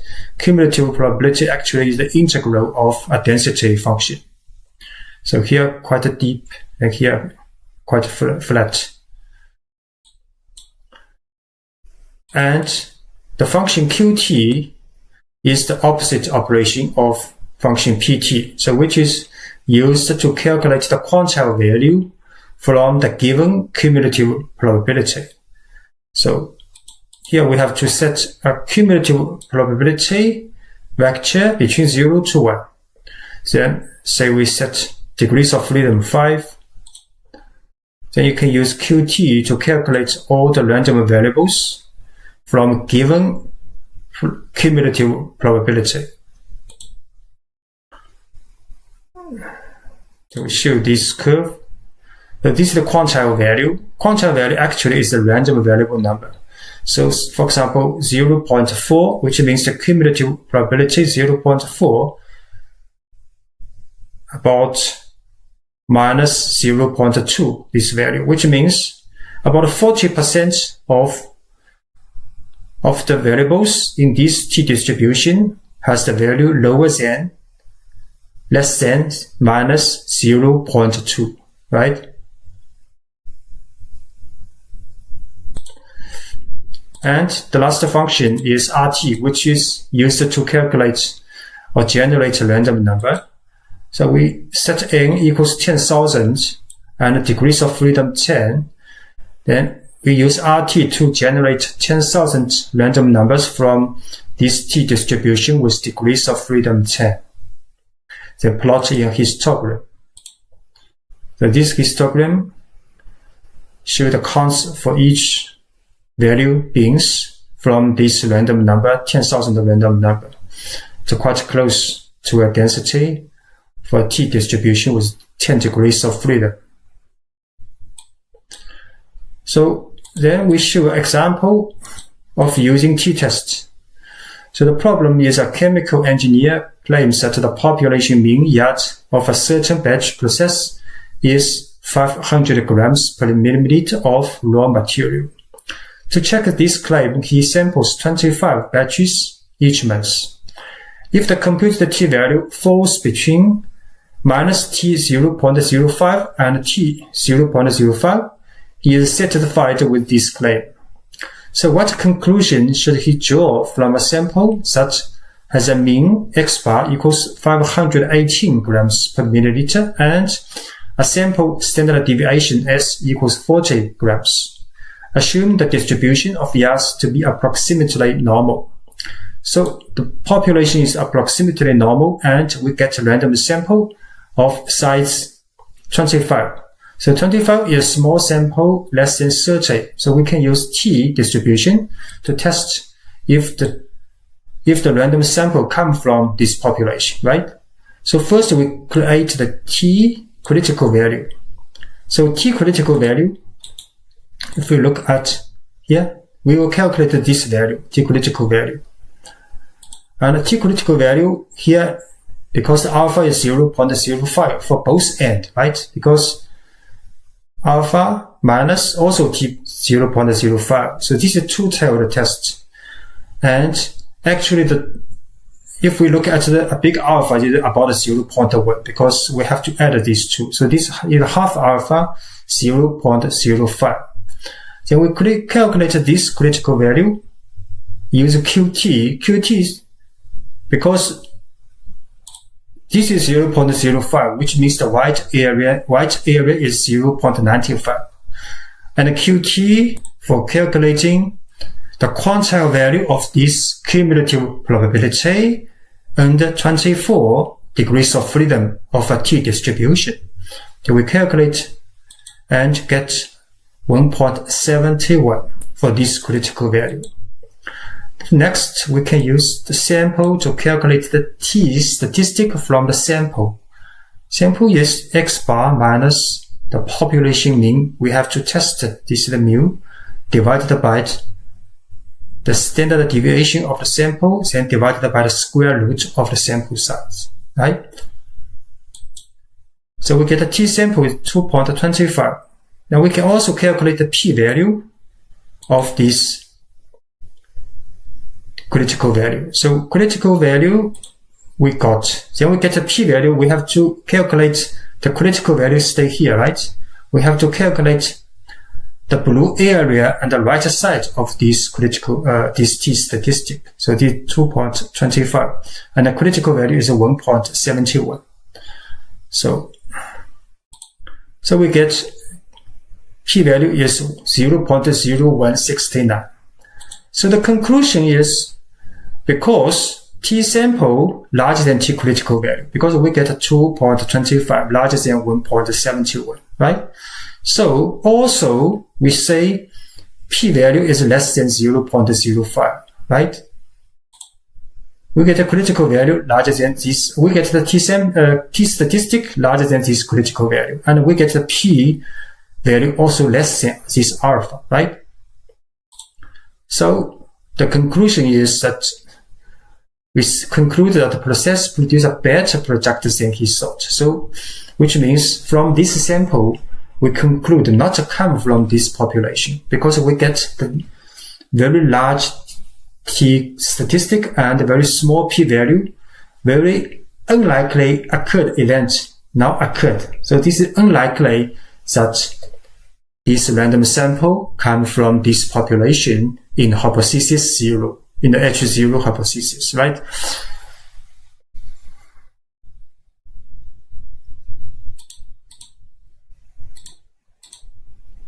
Thanks for watching. Hello, welcome to our channel for rprogramming. In this video, we will show how to plot normal quantile plot using R. So we know if you want to understand what is a normal quantile plot, first we have to understand several elements of a sample of data. The first is the value of each element of a sample. So this is very simple, right? Each value of this sample. So you have 10 elements in the sample. Each element has a value, right? And second, you have to know this I. I is the order or the sequence of this series of sample from lowest to the highest.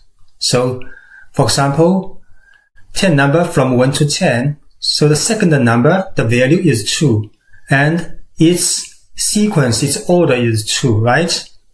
And the third element is the Fi. So this is the how many fraction of the data below this level. So less than equal to this level, right?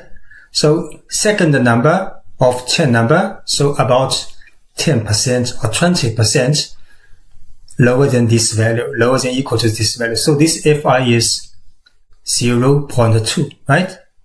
And QF is the value. QF is the quantile of this fraction. So QF is this value. Is for the 10 number, is the second number is 2, the value, right? So these several elements of the sample, if you have understand, then you can know what is the quantile of a sample and what is the quantile plot. So last page we show the quantile of a random sample, and this page we will show the quantile of a normal distribution. So if it is a normal distribution, random sample, though this quantile, or it is exactly normal distributed, so we have to calculate this quantile value with the mu and sigma from normal distribution. So for normal distribution, the quantile, each quantile, f fraction, for example, from 0 to 1, right? Fraction is from 0 to 1, so we can calculate a quantile value for each normal distribution with mu and sigma. Then for standard normal distribution, its quantile value for each fraction number can be calculated using this formula.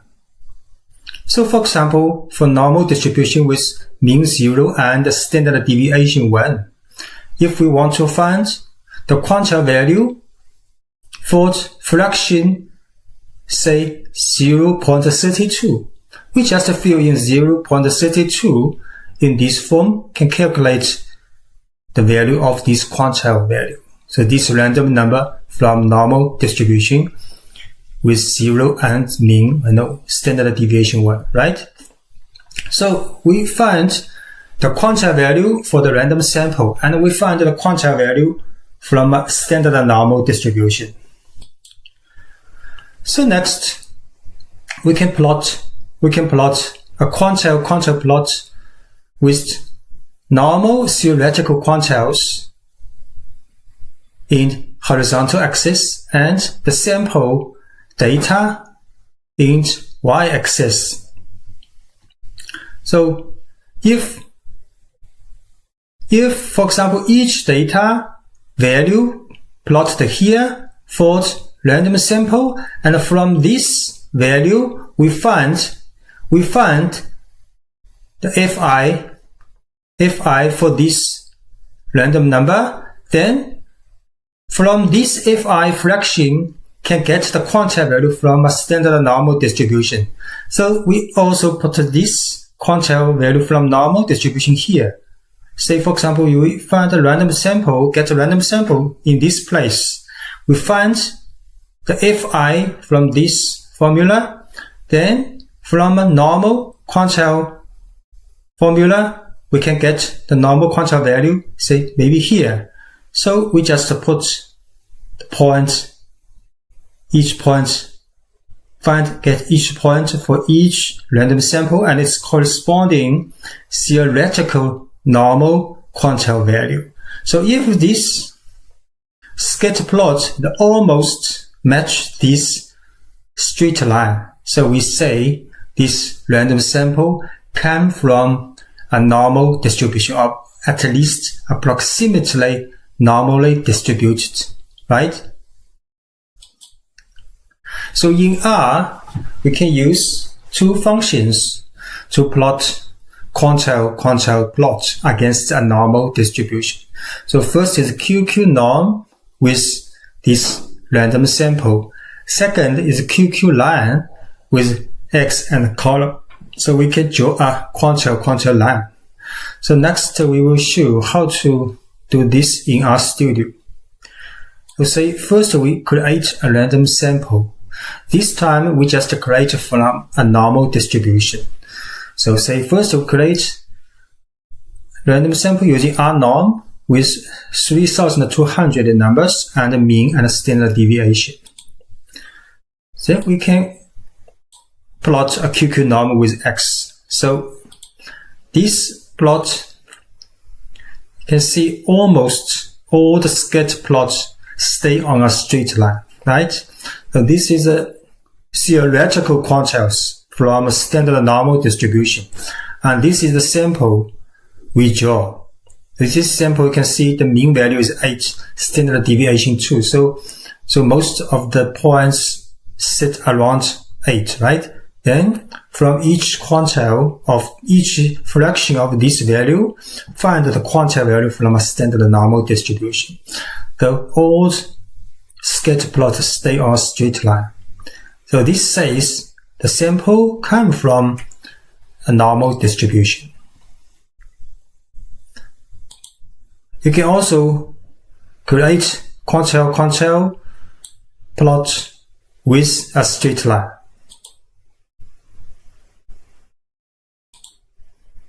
can see now a straight line also draw. So it is easier to see almost 98% of the value stay on this straight line. And the second example, we draw a random sample, not from normal, we from logistic distribution.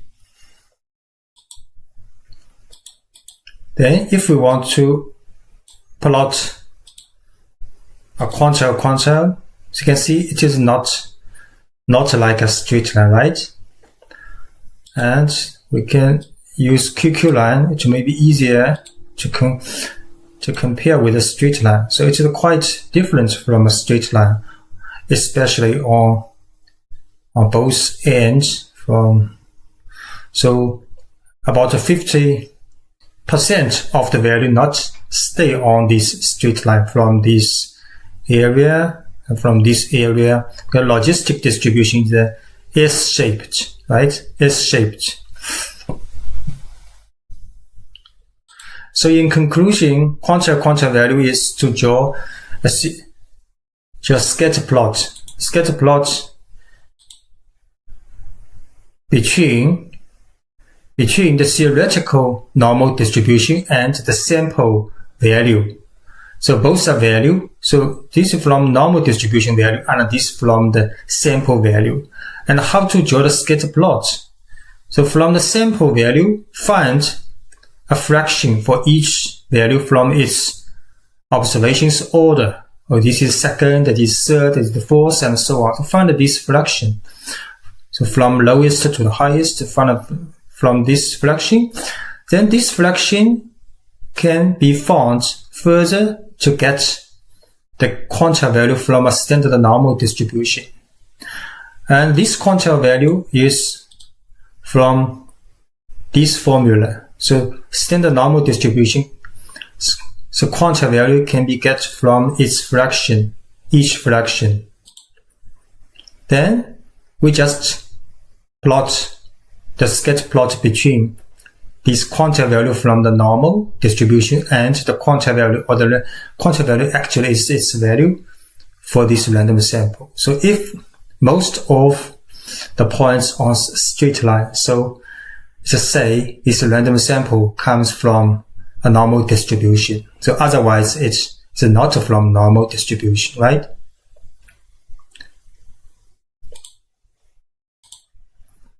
Thanks for watching. Hello, welcome to our channel for rprogramming. In this video, we will talk about Levene's test for homogeneity of variance using R.